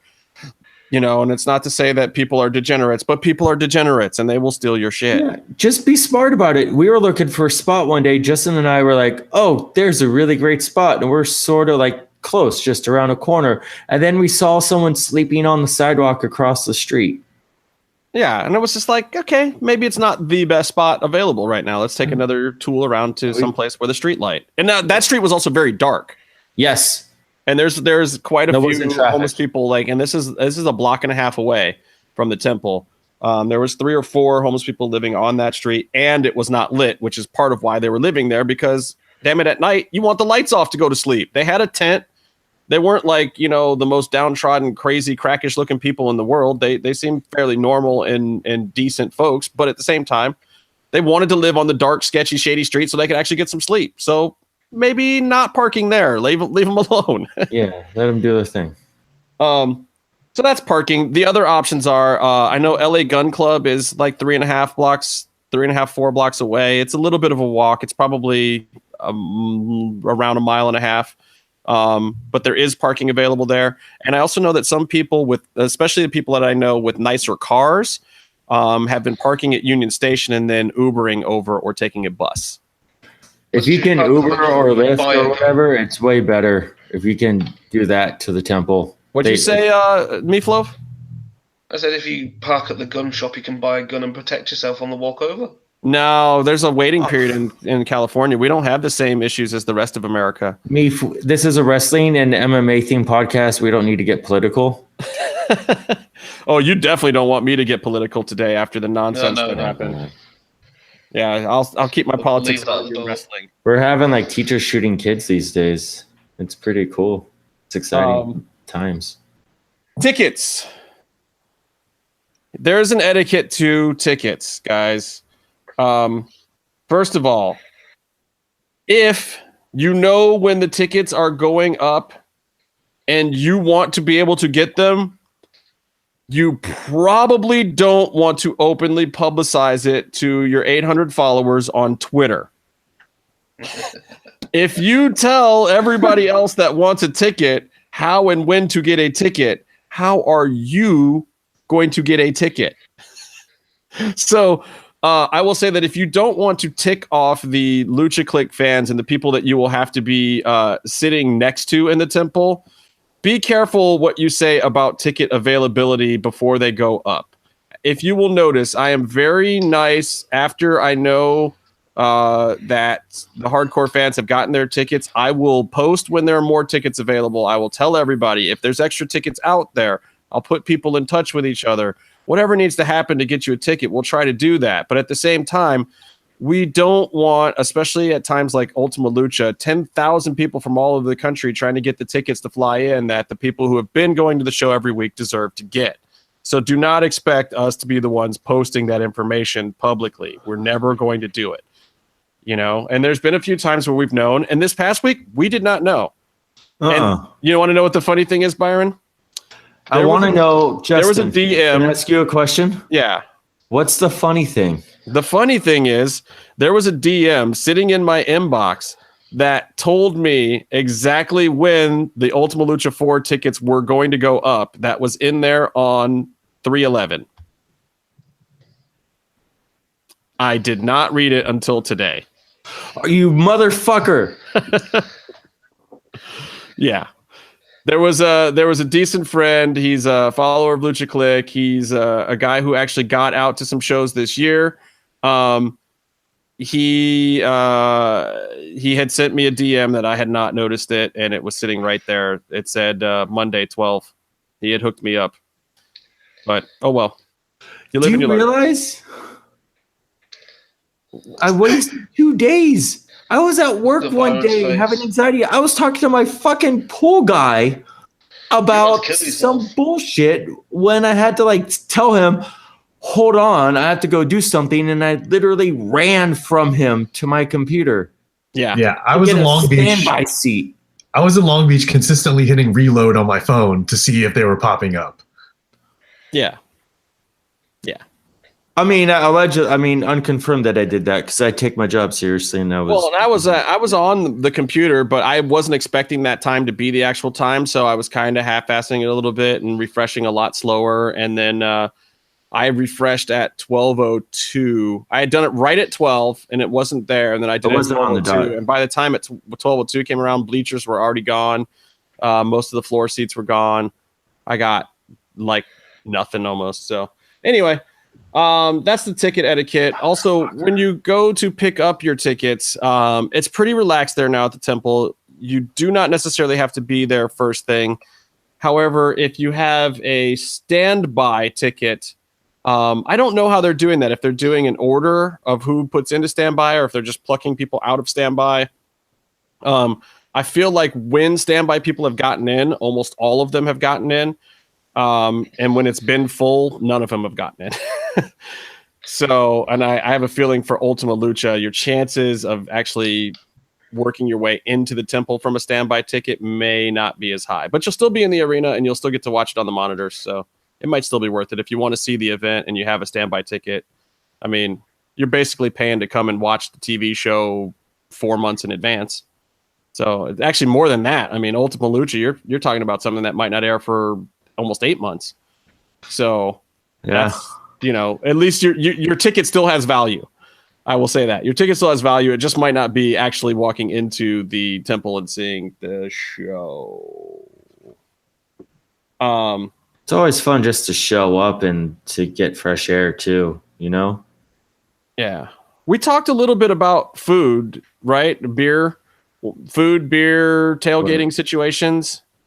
What can people expect at the temple? What's appropriate and what's not appropriate? You got the burrito at the taco truck out front, but the Lucha Underground taco truck is pretty dope. I like the falafel there. They have vegetarian options for you vampiros out there. You can have some falafel. Do they have fucking homemade almond milk? Yeah, actually, I think they do. Do they have their Vega protein? They have, I believe. Yeah, can we do, Jim, can we do smoothies before the show? Oh, yeah, let's. Just to get our levels up. All right, sounds good. Do some push-ups out front too. I have 6 billion antioxidants in my smoothie. I need all of them. Yeah, we should do it. Speaking of food, I do like the fact that with Iron Triangle down the street, you can pick up food wherever. You can bring it from wherever and bring it to the brewery. And can you take taco truck food to the Iron Triangle? Yeah, you could bring any food since they don't have a kitchen. You can bring any food that you want to their establishment, and just sit at the tables and eat while you order. I beers. did not know that because Yeah. I sat in my car and ate my falafel last week, and I could have said, well, don't get me wrong, it didn't stop me from having 3 beers in the Iron Triangle. Still. Well, yeah, I don't know if you remember, but when we were there 2 weeks ago and you met up with us, we had just walked around the corner from McDonald's and brought the food there. Oh, wow. Well, see, now you got options. And then what's the place at the end of the street we went to? I keep saying, I forget. It's Little Bear. Little Bear. Any And other directly- good options? Across the street is Church and State, but if you go around the corner from there, there's a good pizza place, and they have crazy weird pizza. Like they have a mac and cheese pizza. That part of the neighborhood's gentrified. Yeah, You walk all the way to that end of the street. yeah. If you go there on Sunday, it's definitely brunch time. Well, yeah, and that was what I was going to say. Church and State, I don't think they were open before the shows a lot of times, but they seem to be open after. Yeah, they're open for dinner, and they are pretty damn pricey. But apparently, you get what you pay for there. Right. So these are nicer joints. They may not work if you're smelling like Lucha Underground in a luchador shirt, but you know, you got options. Put some extra clothes in your car. That's what I do.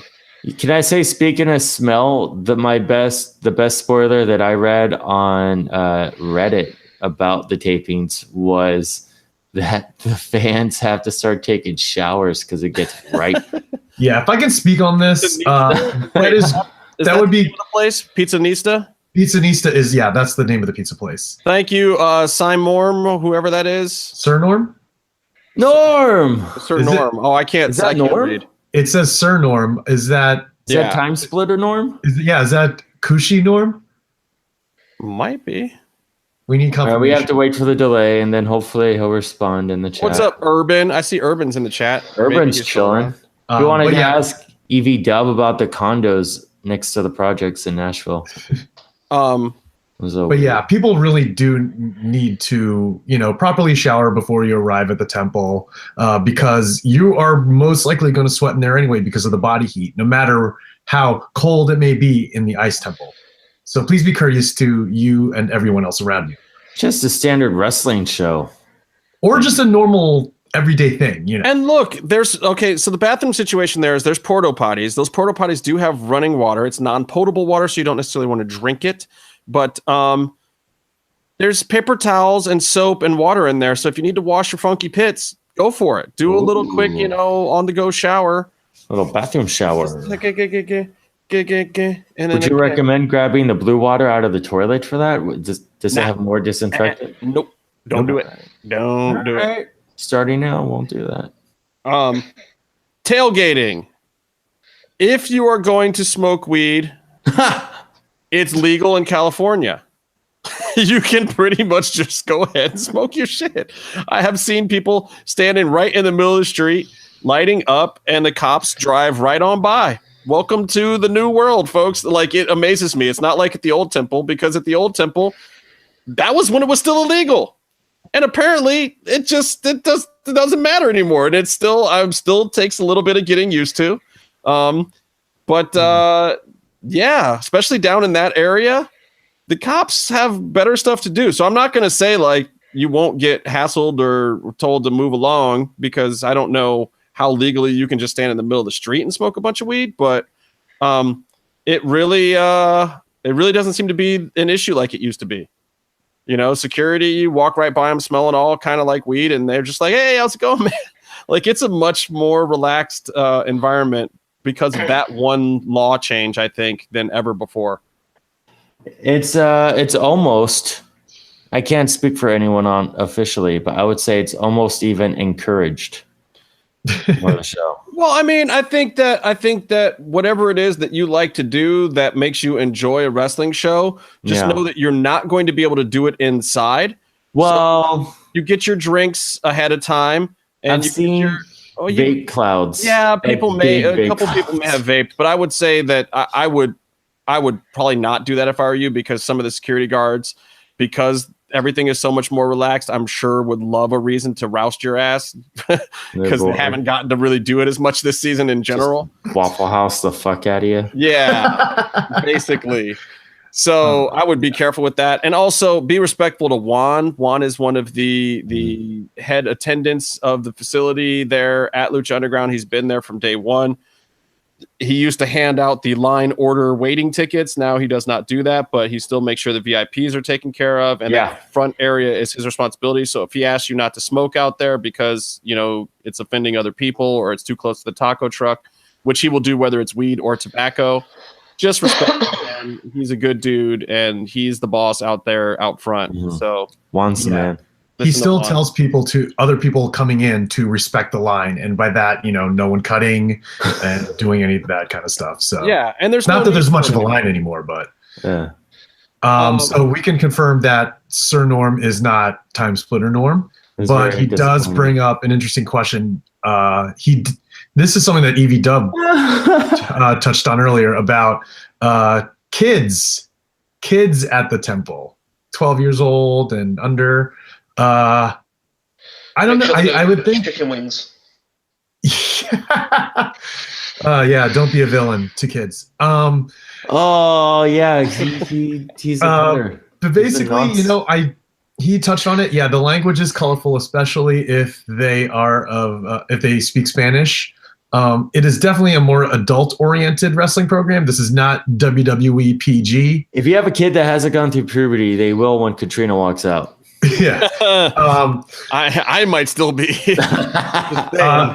If your kid is anywhere in general admission or on the floor area, I would consider that not so safe, especially if it's directly on the floor, like first floor or in the bowling alley. You could get hit with the kendo stick, maybe. Yeah, stuff ricochets. I'd be very wary of that. The section behind the announcers is okay, and at least Vamp is over there to protect anyone that needs a striker, because they'll help move people around. But the bowling alley and the floor and the C&B front row, pretty gnarly. The bleachers, the first 2 or 3 rows of the bleachers can be pretty gnarly too. Not maybe quite as often, but there have definitely been times where you need to be a little careful over there too, and just especially the front row of the bleachers. Any front row in the whole building, for sure, you got to be a little bit cautious. I want to say that someone in the chat room named Dante Oblivion said, not calling anyone out, Sammy Callahan. But if you are going to smoke out with people, maybe don't block their friends on Twitter. Do you guys know what that means? I don't understand half those words. Yeah. Urban is reminding us of that time with the fluorescent tubes where the little girl almost got hit. It's like, she was like the first kid that ever came to the temple too. And boy, I think that was a VIP's daughter as well. Yeah, come on. I was at a show and there's a woman sat by the corner and she had like 2 kids, front row, 2 little kids and a kid on her lap. Melina did a moonsault off the top turnbuckle to the outside and kicked this kid square in the fucking head. Good. I was pissing myself because this woman was losing her shit. I was like, you sat in the front row, you fucking moron.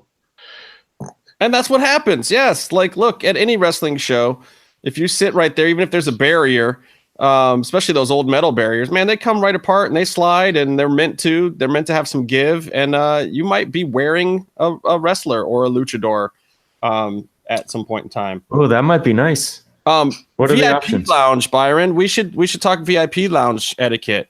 I will say, if you're going to take a picture in front of the big sign. Yeah, the old billboard that used to be above the temple that eventually got painted with the Rey Mysterio question mark is actually the wall from VIP. So when you walk into the main temple, you just see a wall. It's got the Trios Championship from Ultima Lucha 1 poster on it. On the other side of that wall is the actual Lucha Underground question mark billboard.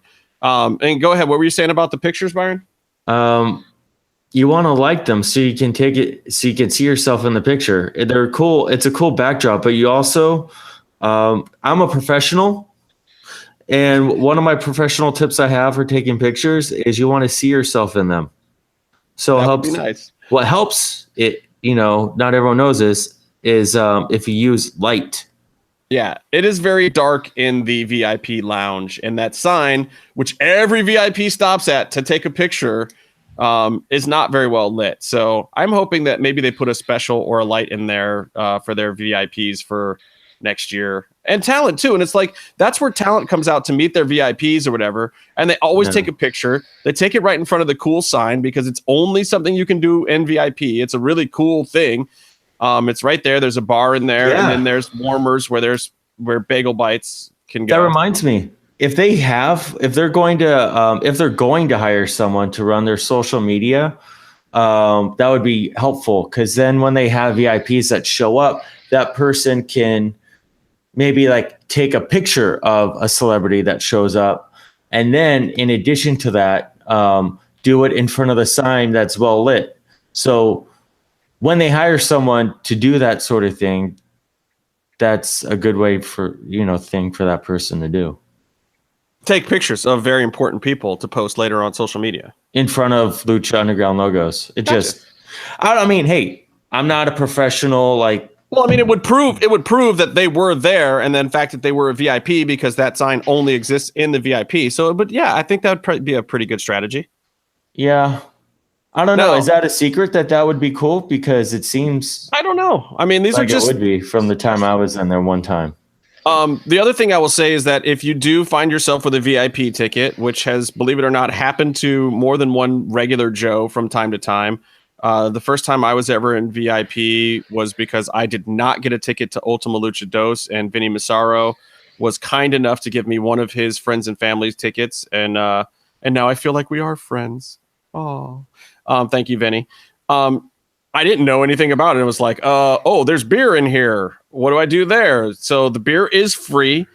The water is free. And I think they have a couple of soda type beverages in there as well. Bagel bites. They have bagel bites and usually some other kind of small snack, but I wouldn't say that you should forego a real meal for the food in VIP, because you're going to be sadly disappointed. And no, J-Man, if you're listening, they don't have the chicken wings anymore. Didn't see them all season. I was only in VIP like 2 or 3 times sneaking in, but I didn't see any chicken wings this year. A lot of bagel bites. I think the bagel bites replaced the chicken wings. Anyway, now the funny thing about it is, one of the times that I was in VIP, the guy working the bar had a tip jar out. And so I tipped him, and I was happy to do it because I was actually drinking beers and not just grabbing bottles of water. And then the last time I was in there, the girl said absolutely no tip, and there was no tip jar. So I don't know if that was something that changed or if that was just difference in bartenders. So I can't tell you the etiquette on tipping in there, but I would say that if you're a VIP and you're acting like a VIP, then you should at least offer, because that's polite. And $1 a beer is plenty, because they're free. So that's VIP. Just drop a $5 in there and drink as much as you can. You know I gotta talk locker room etiquette and just dealing with talent in general. Now, sometimes you will see talent out front. Sometimes they'll walk around, yelling to them in their into their Christian names across the parking lot in front of a lot of people. Not cool. Even though I know that you'll get their attention by doing that, but unless you really personally know them, probably not a cool thing to do, to put their shoot names on blast and yelling it across the parking lot. They will answer just fine to their gimmick names. It's not usually a problem for guys who get called those names all the time to answer to them. And if they come over, be nice. You don't have to be a super mark, and you can certainly ask for photos. These guys will, believe me, if they don't want to take a picture, they know how to not have to take a picture. You don't walk out front in front of a bunch of marks. So typically they have other entrances, or they stay their ass in the back if they don't want to deal with you, but their bathrooms are outside. So every now and then you'll see one of them come out to the porta potties and whatever, if someone's got to take a shit, maybe don't bother them. I know you want your picture, but at the same time, they're human beings and they have to take a shit. So leave them alone. If they're standing by the fence or they're standing outside, and some of them, surprisingly will come out and maybe have a cigarette or something, say hi, be friendly. Don't bother them about certain things. Now, if you're in the locker room specifically, if you are ever in a situation where you're in a locker room or you're with a group of talent and they're working a show, please learn some of the rules, because some of them are just general common sense fucking rules. And if you're going to be in that world and be a fan of it, or, you know, in proximity to it, you should know certain things. First of all, shake hands with any performer that you meet. It's just a common courtesy in wrestling. If you go in a locker room and you're meeting somebody, you know, if somebody's across the room, you don't have to make your way across the room, especially if you're nobody, and shake their hand. Like if you're working there that day, yeah, you damn well better. But if you're not, yeah, you don't have to. But if you meet somebody, shake their fucking hand. It is a tradition, it is a courtesy, it shows respect. If you don't do it, you're an asshole, and you don't know, you shouldn't be in there in the first place. I have a question in the chat room for you from Boo Rocka. He's Let me awesome, finish this, so and then we I will answer that question. Okay, great. Also, shake hands in the style that they approach you with. If they come at you with a Roman handshake, grip their forearm like a man and shake their goddamn hand. If they come at you with a fist bump them. And if they, you know, come at you with a high five them. Whatever. Come at them in the way that they're accustomed to. If they're sweaty, don't be like, and shy away from them. You came into their goddamn locker room. Shake their fucking hand, show some goddamn respect, and just know where you are. What's the question from Boo Rocka? Boo Rocka wants to know, do we have to call you Justin Harvey 75 on the street? Yes. Confirmed. You can call me whatever. I'm not a worker. You can call me Outlaw. You can call me Justin. You can call me LA Red. You can call me. Call you Outlaw? Mr. Harvey. Yeah. Dude. Every person that I went to Full Sail with calls me Outlaw. Most of them don't even know my real name. I think I actually have credits in a few records just as Outlaw. Like there's a lot of people that have no idea what my real name is. Can you get us backstage at Full Sail? There's a wrestling show there. I think only alumni. So if you didn't go to the school, I don't believe. Maybe I can get a +1. We'll see. So also, if you're backstage and you've never taken a bump, don't act like you're one of the boys, please. You're not. You're a fan. You're not a wrestler. And the worst one, and I actually saw somebody do this not too terribly long ago. If you are standing or talking with a group of wrestlers and they say something bad about another performer, this is not an opportunity for you to state your opinion. They have actually worked with this person. They have put their life in this person's hands. You have not. Your opinion does not matter. Do not insult other talent just because talent that you're standing near is saying something. It doesn't matter. It's none of your goddamn business. They work together. They can say that shit. You don't. And I heard a Mark do this, and I was just like, oh, I had to walk away. And it was like all the boys completely just turned at that person like, whoa, wait, why the fuck are you here? And why are you in this conversation? Like, do yourself a favor. Don't do that ever. It's stupid. Can you tell us who that is? Because I feel like all these rules and stuff. God, you would love to know. But I want to know what brought them up. That's the interesting thing to me. Oh man, I'm not. Nope. You never get it out of me. Backstage to do this. I don't understand. I don't kiss and tell, man. Is that why Casey isn't here? You know what? I bet it was Mr. Krabs. It might have been. That he needs to be put in check. Yeah, you can criticize somebody's work in front of other talent when you've actually worked with them. It's that simple. Otherwise, keep your mouth shut. Okay, so we got to talk about the A number one. Unless you guys have something you want to add to that one. I'm going back to the handshake thing. I will say that it does throw you off a bit, and I think someone else in the chat just mentioned it. But the one time I was talking to Paul London, I went for a handshake, and then handshake only. Gave me the Roman handshake. I'm like, okay, cool, and I just went with it. So I just know to do that with him from here on out. But yeah. So you guys now you guys all know that is an inside tip. That is very true. Marty Elias, he's gonna fist bump you every time. You know, the different guys are different ways. Kevin Cross, he's gonna firm handshake you and look you dead in the eye. You better look him back in the eye, or he might just fucking Cyto slam you right there. I don't get near him because everyone's been wanting him to hurt me. And I really don't want to find out his opinion on that matter. We still have an extra ticket for this weekend. I should invite him down to come and hang out, and then maybe he can beat you up in the parking lot. I don't want to say no to that, but I also don't. Just let me know if he takes you up on that, because I might have a new change of plans. Would you maybe we could start a GoFundMe to pay Kevin Cross to slap Byron chest Oh, see, this is what I was talking about. Add $100 to the GoFundMe now. I've already given Kevin $100. To buy the Letterman jacket. We're getting What's the Letterman that? jacket. We're getting the I got Letterman it. jacket. I think I gotta go, you guys. If Cross kills you. Now? We'll bury you in the Leatherman jacket, Byron. So he gets the jacket, but at what cost? Gotta. Yeah. No, your pizza's not here yet. I know. I already Gotta told go. the guy to wait. So, all right, we got to talk about the big one.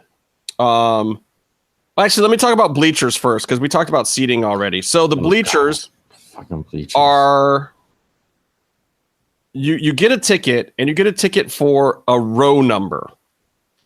And they've played this a little bit differently day by day. You have a seat number, but there are not seat numbers in the bleachers. Sadly, this is one of the only semi first come first serve things. They won't let you sit on the steps now during seating.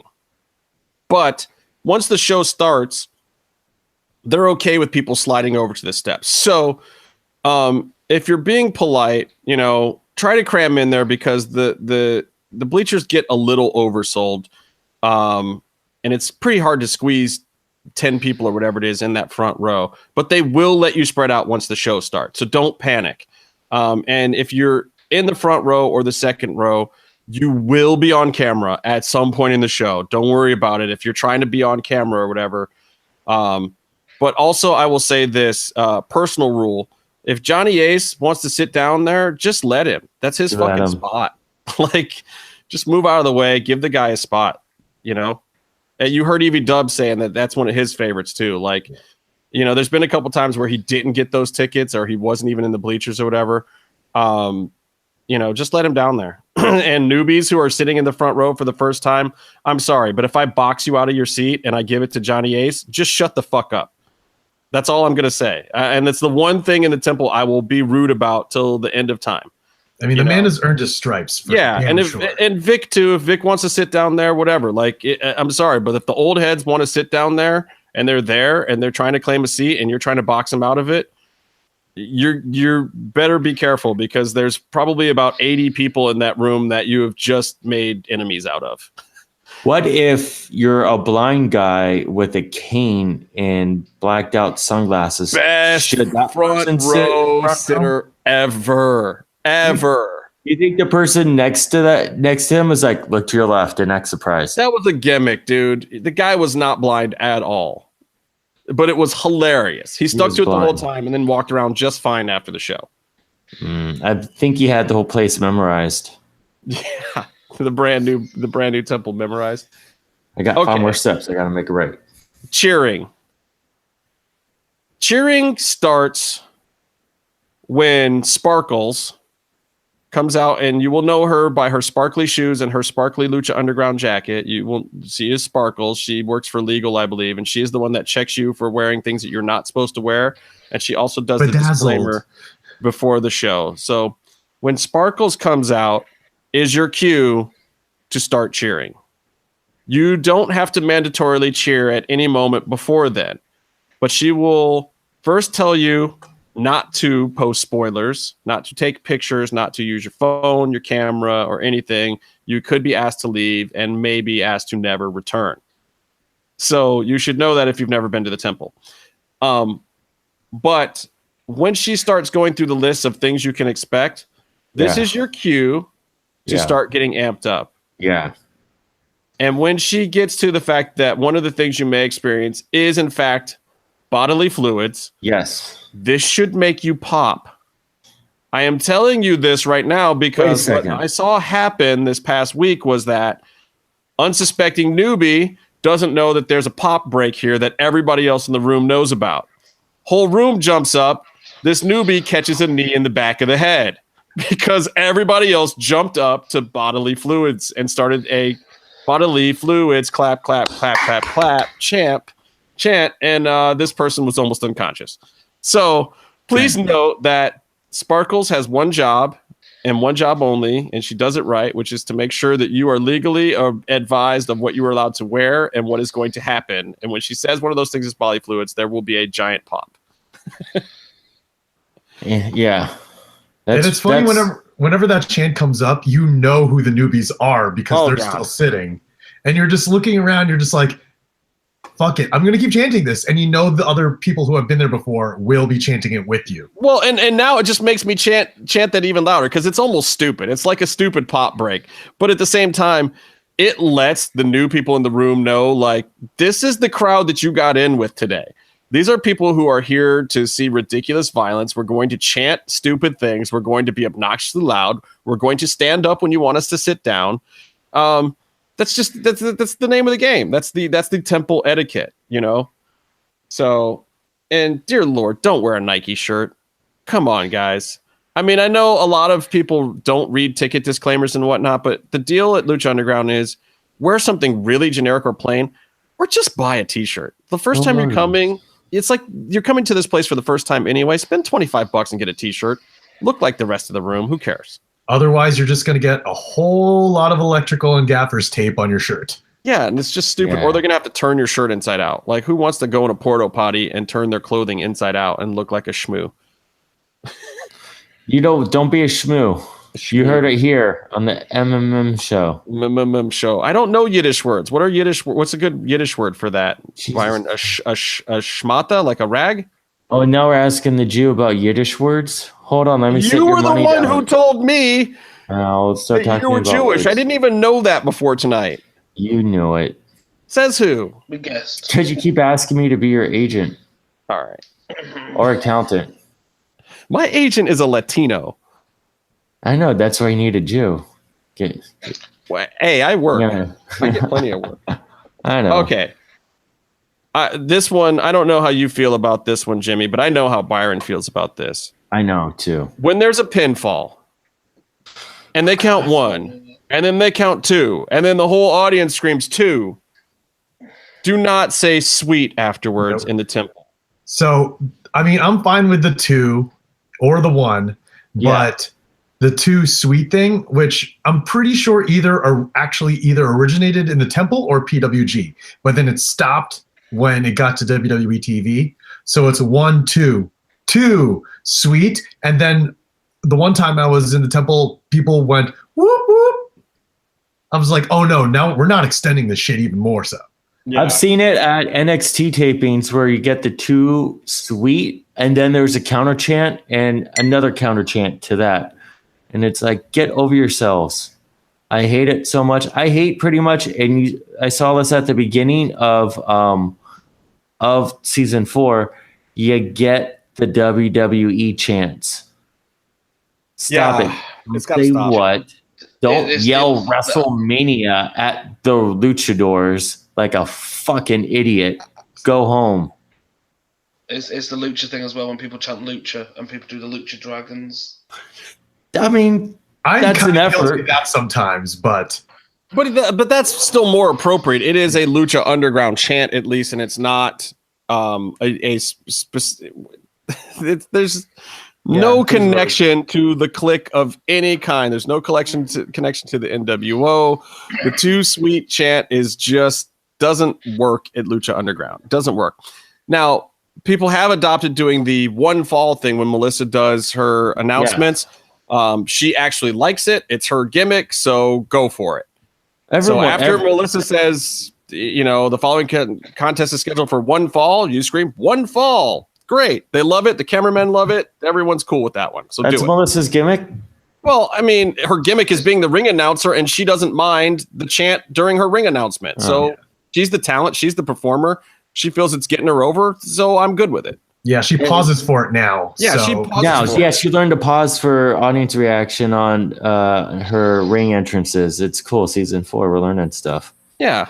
But every wrestling match, except WWE, they don't like it, so they have their announcers not pause.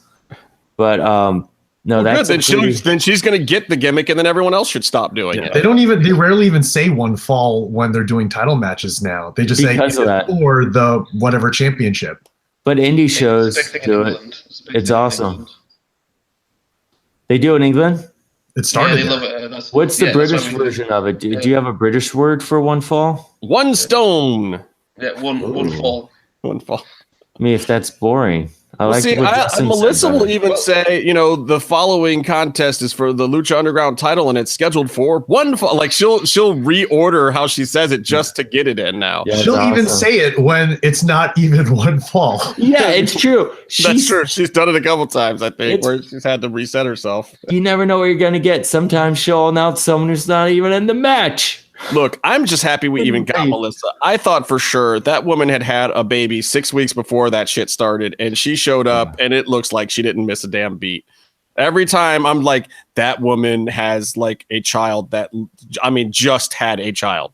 Just had a child. When I told the people in my group that she had a baby, they thought it was like kayfabe. I'm like, no, for real. And they're like, what? Vanilla Ice almost lost his damn mind when we told him. He was like, nah, you guys are full of shit. Yeah, he almost fought us. He's like, don't lie to me like that, man. I mean, it's pretty amazing. So more power to her, because I really thought we were going to get like Famous B or Striker or somebody else doing it, and maybe we'd get a couple of days of her cameoing and coming back, and she'd get a big pop. But no, I don't think it's a spoiler to say Melissa is working this year, guys. It's amazing. I have a question for you, Justin. We should have asked Evie Douglas. I heard an unconfirmed rumor that there's a TV time limit for the main event of Ultima Lucha 4 that's about 3 weeks to 4 weeks. That's the TV time limit. 3 to 4 weeks. Where did you hear that rumor? Can you imagine buying that episode on iTunes? You'd have to buy iTunes. You'd have to buy the whole platform. No, there's a Lucha Underground thing, April 21st. I know, which is hilarious. So I don't know if anybody's caught this on Eventbrite or not, but there's another posting for Lucha Underground. No pictures or anything, but the map shows it being right there in the heart of downtown LA on April 21st. And it shows us sold out. I hope that you guys didn't get tickets for that show, because we have it confirmed, or Byron got it confirmed, that it's not a show. At least not a Lucha Underground show. It isn't. It's some bootleg pirate nonsense. But it's funny because it's like maybe somebody just figured out, like, oh, hey, I can put up my own events on Eventbrite right now. I'll just put up another one that says Lucha Underground. Be awesome if somebody rented out the temple and they're running a show there that day, and they're just tricking people and they'll change it later. I don't know. What if you run a Lucha Underground event that's basically watching Netflix in your living room? Ooh, I'd go watch the Ice Temple though. Meatloaf, you'll appreciate this one. Do not yell characters, gimmicks from other promotions at them when it is dead silent in the temple. It's not funny. It's just going to get cut out of television. It takes everyone out of the experience. There is no one who comes to the temple that needs the chant "ooh la la." No one. Why would they do that? Whoa. Everybody needs to. No. Did anybody chant "dickhead" at him when the person sang that? No, because the rest of us are just trying to stay into the show and into the match, and we really appreciate what King Cuerno does at Lucha Underground. And I say that very loosely because I just cheer for him for your sake, Meatloaf.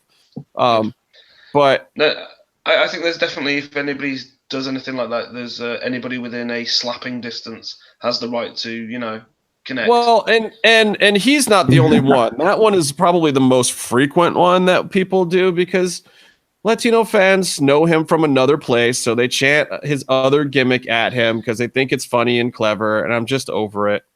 I'm totally over it. Don't do it. And then there's the one new talent that, that's pretty much been spoiled already, but previous gimmicks name keeps coming up, and I'm just tired of people trying to get themselves over. It's like, oh, you know who he is. Oh, Good for you. Great. Congrats. Everybody does. Well, there's another one, Jim, I don't think you were there for, that showed up, and people kept starting to chant that person's old gimmick name, and it wasn't appropriate. It's like, that you're chanting something no one at home is going to understand, because they're not that person here. So don't do it. Actually, there's two performers that showed up that people did that for, and it's just like, God damn it, guys. You're just ruining the moment. Like, you have to. And there was times in the past when wrestlers would debut and Melissa wouldn't say their name right, or we wouldn't know forever. Yeah. Like, Was there anyone chanting Hitokori for the Stardom Girls or whatever? Like whatever crazy names they gave them? Melissa slaughtered that shit when she announced those girls. None of us in the room knew what their gimmick names were. Didn't have a clue what names to cheer for them. So they got a lot of generic lucha chants. But we also weren't screaming their fucking Japanese wrestler names either, because that's not the characters they were, goddammit. I think we just chanted Lotus Tribe or something. Yeah. I forgot what we did for that. I'm pretty sure it was just Lotus over and over, or Black Lotus, or yeah. It's the only thing I can remember.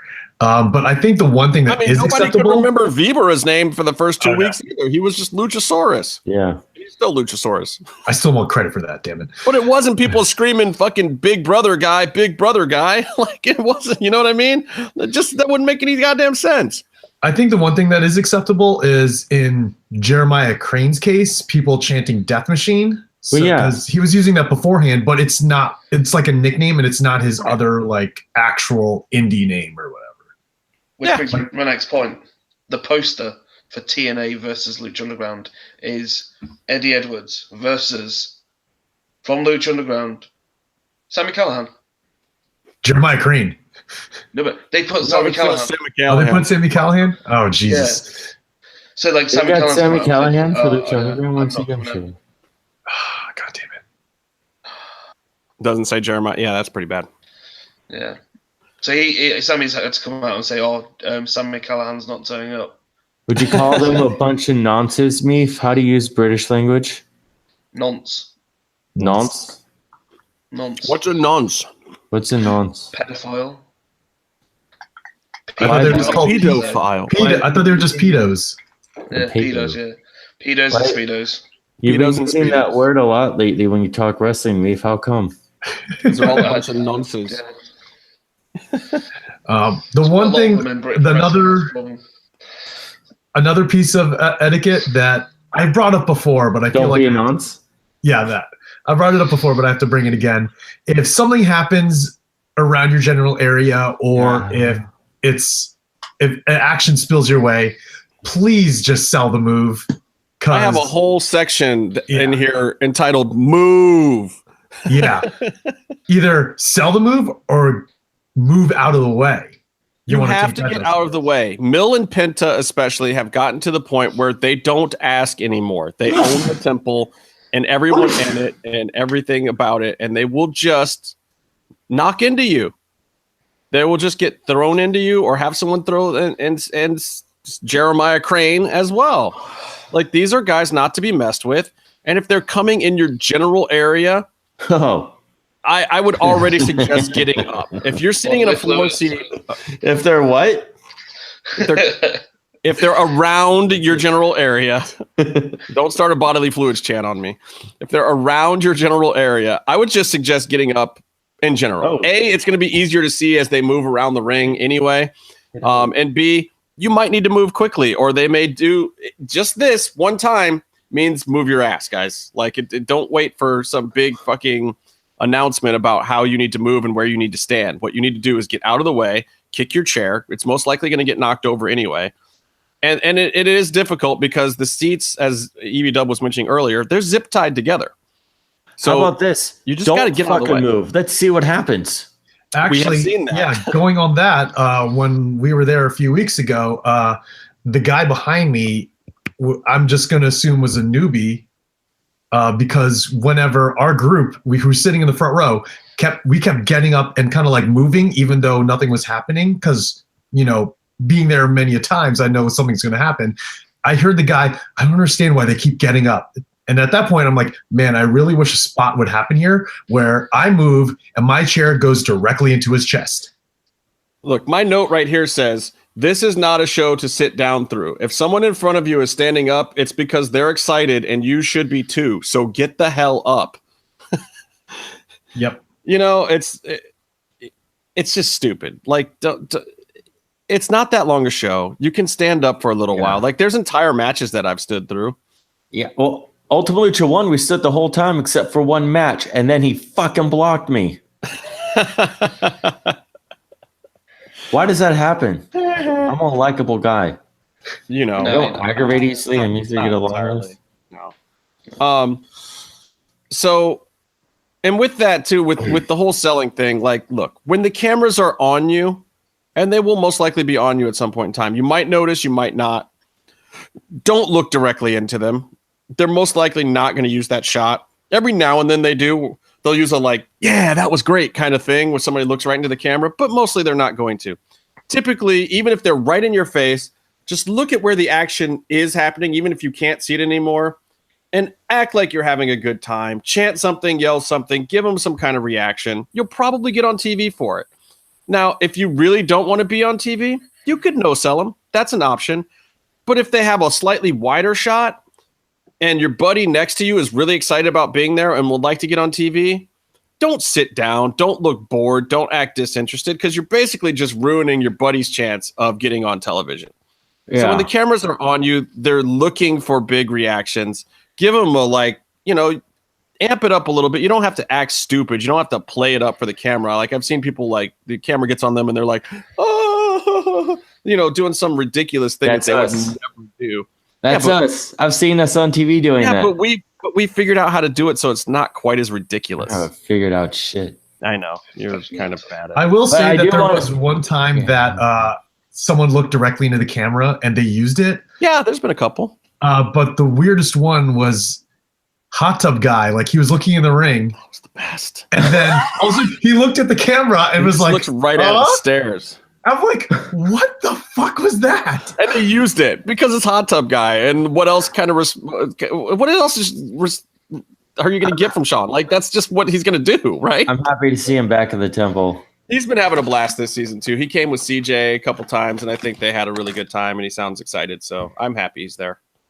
I will say we're coming up on Ultima Lucha, and I basically want to just Cuatro, or they're getting harder to say. And I want to just reiterate everything that you just said for all the VIP people who are going to show up in their fucking high heels and mini skirts and whatever the fuck the guys are wearing. Wait. Sell their asses. Byron, be careful. We have to sit with them. Well, you know what? We did last time, and then they asked me to fucking sit down because they couldn't see. At the beginning of the show. Eat a fucking dick. You're going to make EB Dub regret giving us these tickets, aren't you? No, I just want to say one thing. Giving us these tickets because he didn't give a shit. We paid for them. Yeah, we bought them. First of all, I'm going to complain about people sitting around bored people during Ultima Lucha Cuatro because that's standing up for EVW on a show. And we sat near bored people for Ultima Lucha Tres. We sat next to one of the Ziggler brothers who wasn't a murderer, and he looked bored in the main event, which is one of the best matches of the year. Well, he might have looked bored because he was thinking he could do better. I apologize for that. When has he gotten paid to wrestle in the past 5 years? I got last week. And he's going to do... He's got to go. Have fun at work, brother. I will do. Later, man. Good talking to you. Bye. Take care, guys. Cheers. Bye. So he wrestles. Okay, whatever. He got paid hot dogs to wrestle last week, so he could be bored during the Johnny Mundo. Which one? He was there for both of them. So Puma's last match. Yeah, he was there for that. Was he bored? The Pentagon match, and he just sat there bored with his faded blue hair, like a whatever. That was definitely anything but boring. Hey, Byron. Byron doesn't like Briley Pierce. There it is. I'm just saying, show some fucking respect. That was even his friend in a ring, and he was like, whatever. That gets me to the next one on my list, which is help the talent get over. Sometimes heels get cheered for at the temple. That's fine. But at the same time, like if a heel comes over to you and gives you the finger, maybe not the time to pat them on the back and smile and cheer and laugh. Like the camera's probably on you. Sell it a little bit, like help the heels get heel heat, help the faces get face heat. Like it's fun, and you're part of the TV show. You came to a TV taping. You're a TV audience. Do you know how TV audiences are treated normally? Like there's normally a sign that says applause, laugh, boo, ah. Like you've seen the Wheel of Fortune, right? They get that out of the audience every single time. The whole crowd goes, ooh. Like, give it to them. It's a damn TV show. You're there for a TV taping. It's fun. You're part of Hollywood. What were you going to say, Byron? I'm liking Kyrie. How do you say her name? Carrie Sane picture on Kyrie Instagram. Sane. I was saying, you know Kyrie. Kyrie Sane. Kyrie Sane. I just want to first. That's what I was doing, and I said, yeah. And that's the gist of it. You were but thinking I will say, Kyrie Sane. go to the MMM show Instagram. You could see a slow motion video of her dropping that elbow drop. That was actually really dope. There's not a lot of things you've ever done in your life that I could give two shits about, but that was actually worthy of some note. Like Byron did something right, guys. He did two good things this year. He brought Vanilla Ice to the temple so I could take credit for it. And he got this awesome slow-mo of Kyrie Sane. It was pretty good. Both of those are probably equally good. So quick question. Yeah. How are we chanting for Ultima Lucha Cuatro? Quattro. Not Ultima Lucha Cuatro. No, God, really? No. Four. I think it's just going to be a We're quattro. yelling four. Okay. I swear to God, we're going to yell four. Okay, that's another one of my pet peeves. There's Like there is white people. Why There not? is no one more time chant at Lucha Underground. Do not start Otra. a one more time chant. Otra, Otra. please. And if you're a newbie and you start a one more time chant, you might get chopped in your Adam's apple. Oh, Just saying. And if Pentagon starts taking off his glove, you better be damn quiet. Yeah, like there's enough time to pop for Pentagon. If you are the guy that talks or says something during the slap, you are going to get one. You're getting a receipt for talking. Like don't say some funny line when it gets quiet either. Like even the biggest jackasses in the temple don't do that. And one guy started to one day, and his friend elbowed him in the chest, and that was appropriate. So sorry, Byron. I hope my elbows weren't too pointy. Just kidding. It wasn't Byron. It didn't hurt. Trust me, I barely noticed. You do have to stand for the Lucha anthem, which is Ole, Ole, Ole, Ole, Lucha, Lucha. You know, it's funny. Vampiro, typically in four time cycles. Vampiro used to warm up the crowd, or he still does, but I remember he used to like get in there and really fuck shit up. And now he gets in there and he's pretty much like, you guys are all ready, aren't you? And people he goes, all right, and he sits down. He literally has done that the last couple times. Like, but honestly, those crowds have been hype. When he gets a lamer crowd, like the Thursday night crowd that won Thursday night taping, he went a little further out of his way to amp him up because I think he knew he was like throwing out Hogan ears and stuff. And, Funny. He knows, but it's still funny. But the best one this year was still the one with Rob. Yeah. Hands down. That was still the most hype Vamp has gotten on the intro. And actually, the second best one was actually probably me. I wore the Vampiro shirt, and he stopped again and saw it and called it out, and it got a pop. It was kind of the same pop from the last time he did that, but I don't think he remembered it. Oh, you wore the Vampiro shirt again. That's interesting. Well, I wear it once a year. 2 Lucha Underground, 4 Vampiro. Make him feel good about himself. I wouldn't want him to think he, feel pudgy or anything. Like, want to make him remember his superhero WCW days back when he was the shit. He was man, awesome. If Casey was going to Ultima Lucha, do you think he would have made a sign that just said chubby? Yes. Squash that grape. That's Ultima Lucha 1 reference for the viewers. If you sit behind the announcers, be prepared to chant more than the rest of us. It is your job. I'm sorry about your damn luck, but if you sit there, you have to do things that the rest of us don't have to do. The assistant director, who is broken in very nicely now, knows that he has to hype you up and that you have to chant endlessly. Now, the best thing you can possibly do is give Vamp and Stryker some encouragement, because if they fuck up, you have fucked up, and you will have to chant even longer. And I don't even know how those people do it, quite honestly. Like, I go through a half a bag of halls at almost every taping now. I'm bringing mine. Out. And I am not saying a word during those segments because I'm trying to save it for when it is my job to cheer loudly. Oh, Justin, the total secret is you just pretend that you're yelling. You don't actually yell. Shit. You're like, I yell. I can't do it. I yell. I have to actually do it. It's a thing for me. Every time I see Johnny Mundo come out and flip off the crowd, I have to call him a fat ass and tell him to eat shit. He loves it, and He's a heel. He's a heel. People And he's don't good at realize it. He makes me hate him. He's a scumbag. I wish he was a face, but he's not. He would make a damn fine Technico one of these days. No spoilers, but that one taping I went to, because of what happened, he kind of was treated as a face. Well, I mean, the thing, this happens in Lucha Underground all the time, though. Like I said, heels get cheered because they're so over and they're so damn good. And Lucha Underground is like 72% heel. So heels have to fight each other from time to time.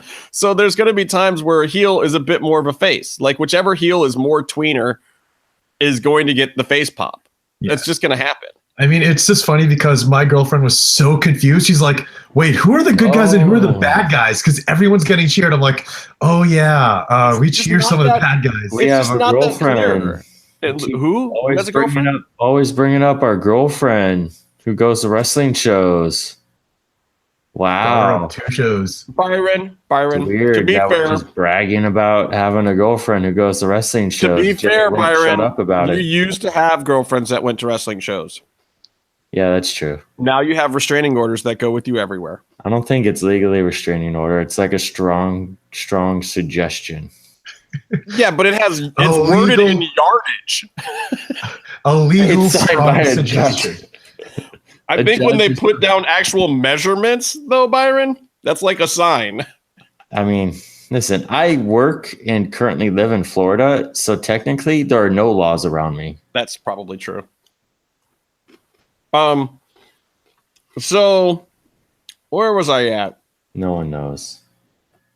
Oh, ring entrances. This is a weird one because it's very specific per talent. Like if you're in the bleachers and you're standing over there, or if you're by the heel entrance on the floor, you have to know when it's your job and when it's not your job to high five talent. And it's a bit awkward at times because they have specific ring entrance moves and you don't want to look like, it's not like WWE where it's this big alley and it's not going to look strange where you're reaching out and they fucking no-sell you. You're going to look like a fucking moron at Lucha Underground if you get no-sold on a high five. Like, there's talent that will come out and they'll gladly high five you. You know, a couple of baby faces, you know, your Aerostars and your Aztecas or whatever. Phoenix spits on everyone and they cheer. It's a sight to see. Animo! Yeah. He spits on the entire bleacher section and everyone's looking up and yelling. Their mouths are open. He might have rabies. I totally got frothy, drooling son of a bitch. I got totally no-sold on a high five by Alberto El Patron, but that was totally my fault because I mistimed that guy. Yeah. Was he face at the time? Yeah, he was face. This was season 1. He was still AAA Mega Grand Champion. So gotcha. He was still a huge nerd. Can we say that on the show? Is it nerd? I don't know, man. That's kind of kids watching. Not super PC to say nerd. Not these days. I will say that he had a really great midlife crisis of cocaine and 20-year-old wrestlers who made bad decisions. There are intermissions at Lucha Underground. I will also tell you this, like if you show up there, and I'm saying this because I know there's a lot of newbies coming. I don't know if they'll ever listen to this or not, but damn it, at least there's a living, breathing record of these things being said to them somewhere. There is an intermission. If you somehow or for some reason sneak out before the intermission to go to the bathroom or make an emergency phone call or something, you will most likely not be let back in until the intermission. If it is after the intermission, you will most likely not be let back in at all. If for some reason you do get let back in, it will probably be between matches. They don't typically let anyone in during a match, so be prepared for that. Also, after the show, there a lot of wrestlers come out of the locker room and they get in their vans to go back to their hotel, which may or may not be geotagged in certain performers' Twitter posts. Smart. Trying to figure, if you're a rat and you're trying to figure out where to go, that information may in fact be out there. But yeah, you can wait on the fence line if you want. You may or may not see some talent come out, Some of them might come over and walk the fence line and give you a high five. They probably won't stop for a ton of pictures then. Masked luchadors tend to go directly to the van. A lot of times they will still be wearing a mask, or they will just cover up with a hoodie. Don't think that they're going to come over and take a mark photo with you without their mask on. And if you see one of the luchadors without a mask on, don't ask and don't take a picture.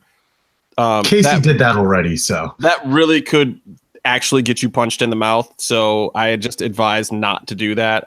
Especially like most of these guys they've worked the indies and stuff enough now that it's not like they're hardcore, wrestlers from Mexico City that will just put your lights out if you try to out them. It's not that kind of world necessarily, but I would still advise against it. They're not very comfortable with it. They don't like it. It's not worth it. As cool as it may be. I wish Octagon was booked for a show just for all the stuff outside the show to watch him drunk and walk around like a stupid old man.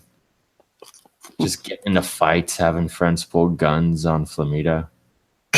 That's the show. That's the show right there. The show was that press conference or whatever, that signing. That was better than the last 3 events either of them had done. It was the best thing that happened in wrestling that year. Are you kidding me? Yeah. That's it. I mean, that's the whole thing. And then you get in your car, safety in numbers, walking after dark. It's pretty well lit, though, on Industrial. Like I said, if you're on Industrial, you're usually pretty fine. Some of those other side streets, though, be careful and just walk safely to your car. That's it. I don't think I have any other Lucha Underground etiquette rules. Anything else? Oh, signs.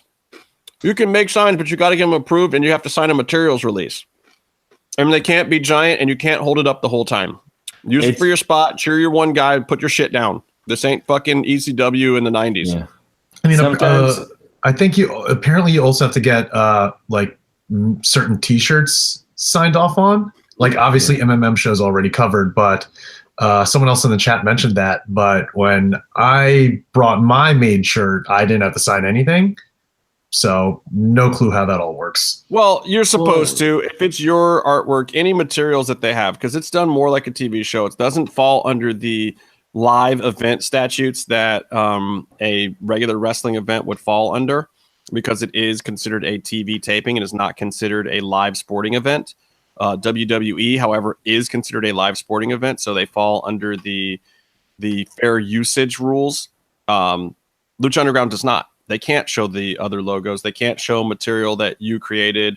They're not supposed to. They're supposed to blur any of that stuff. So if you're wearing a shirt that is your own creation, it is up to their discretion whether or not they will allow you to have a materials release for it, but they do have them there if it is your logo and your stuff. They may not want it there, though, if you're trying to gimmick something or put over a certain talent. Sometimes they will let you use the performers' personal merchandise. They're not trying to hurt any of those performers, but at the same time, if it's not the same gimmick that they're doing in Lucha Underground, they may put a stop to it. Some of them they've let go, some of them they haven't. It really kind of depends on where the person's gimmick is. Like, again, you can't wear an Austin Madelson rocked on Big Brother shirt. Who's that? Yeah, exactly. Exactly. Who is that? It just wouldn't make any sense. So, yeah, I mean, that's another thing to expect. Like that Sparkles is going to check you out for your clothing. If you have a Nike swoosh on, or some other wrestler that is not a Lucha Underground performer under that name, they'll probably Greek you out, which is putting tape over all of your personage. Yeah, she actually looked at my shirt and said, like, that's cool. You had that made? I'm like, yep. And she's like, awesome. And she didn't give me any shit. So who knows? Dante is cracking me up, man. He said, if you happen to see a homeless person sleeping under your car, wake them up before you pull out. Oh, that's a nice thing to do. And very possible that could happen. Yes. Can I tell you guys a funny story unrelated to everything? I was at work today and someone yelled at me from another room. I don't want to give it away. Yelled at me from another room. Hey, Byron, that's me. Who's Stephen Hawking's? Oh. And then I'm like, it's Stephen Hawking, and he died today. And then he yells, Zed's dead, baby. Zed's dead. And then he yells, what did he do? I didn't have an answer for that. That would have been understandable. Well, you could have started with drool. Ooh. I said that he was so smart that his brain sucked the power from the rest of his body. No, he's awesome. I saw his movie. All respect. Rest in peace, Stephen Hawking. To be fair, that was Eddie Redmayne's movie, but still. And you said his movie. He didn't act in his he was movie? alive.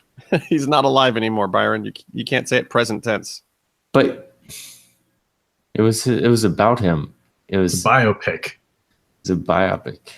Biopic or biopic? I've never known what it was. It's a biopic. It's a biopic. I have a long-standing joke with a couple of people who have said biopic.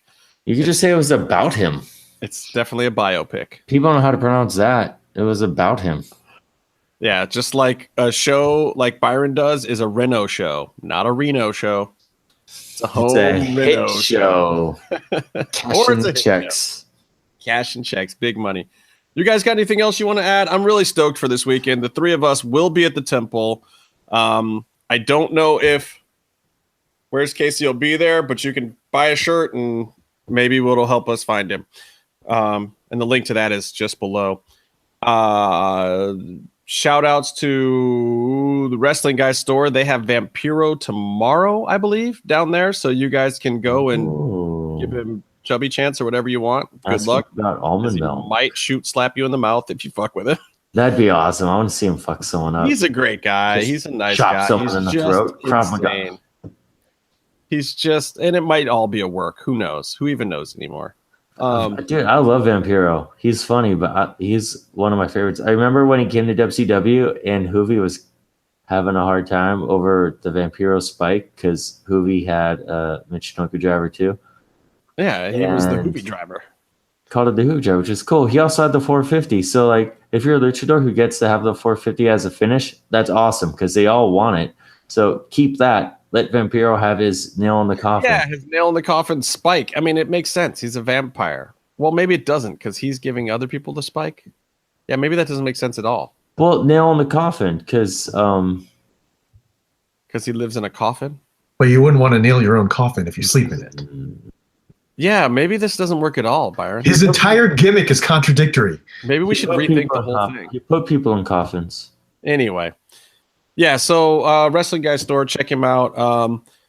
Also, go to luchashop.com if you want to buy cool merchandise. Head out to Expo Lucha at the end of August. Anybody else we should plug? I probably should have plugged everybody a lot sooner than this. Hopefully you guys are still listening. MMM show when you buy stuff at...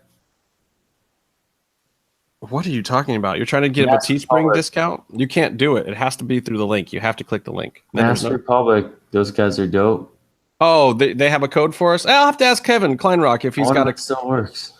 Yeah. So it doesn't matter. Go there and buy stuff. It's awesome. Go there and buy stuff. Those guys are cool. Who wakes up in 4 hours for work? They help a lot of luchadors out, making some extra money on the side, doing signings and cool stuff, and they actually help out a lot of dudes. So help them out, helping them.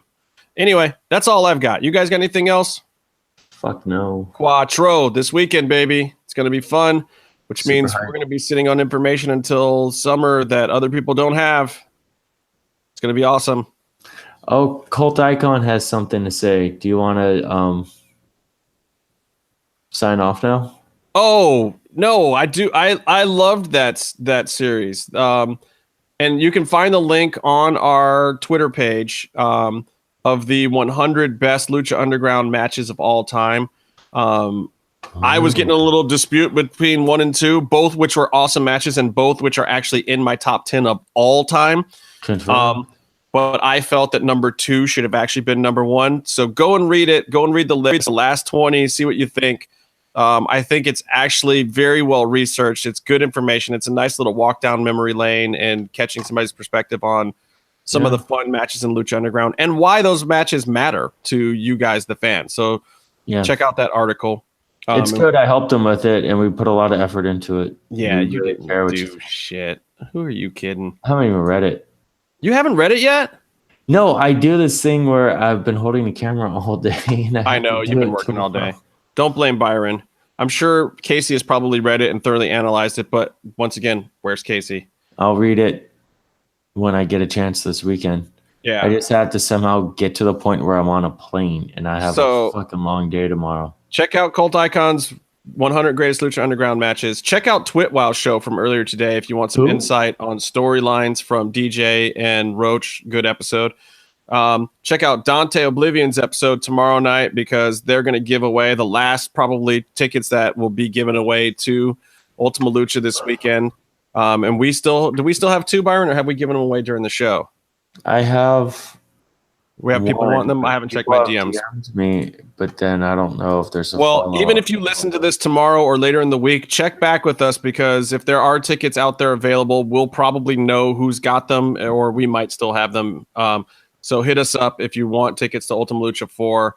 Like I said, we're not trying to hoard tickets. We just we bought EV Dub's charity VIP package for shits and giggles. So we're taking that, and we have a couple extra standing room if you guys want them. I think we put over everybody that we need to put over. That's it. Go to sleep. Watch The Contender. Watch Lucha Underground. Watch all the Marvel movies you can. Hey, watch season something of Vanilla Ice Project coming at some point to a TV station. Oh, yeah, and definitely watch my show, Food Paradise, this weekend. One of my favorite segments that I did at My Lee restaurant in St. Louis. One of the best pho restaurants around. So fucking good. Check out that episode. It will be on... Actually, I did like 3 or 4 of the segments in this episode. It's called Bowled Over or something. So, Sunday, Food Paradise. On what? Travel Channel. A food show on Travel Channel. Who's that guy? Yeah, that's the best guy. I of course I do. The fuck is this noise in the other room? I don't know. And on that note, for Jimmy, for Byron, for Meef, for Eric VanWagenen, for all of you believers out there and you lucha clickers and all the good fine folks that we shall see at the temple. Until next time, stay calm. Stay in the mix. No, calm, God, I want to stay cool. Stay calm and stay in the mix. Wait, this is how we do it. Mute. Stay calm and stay in the mix.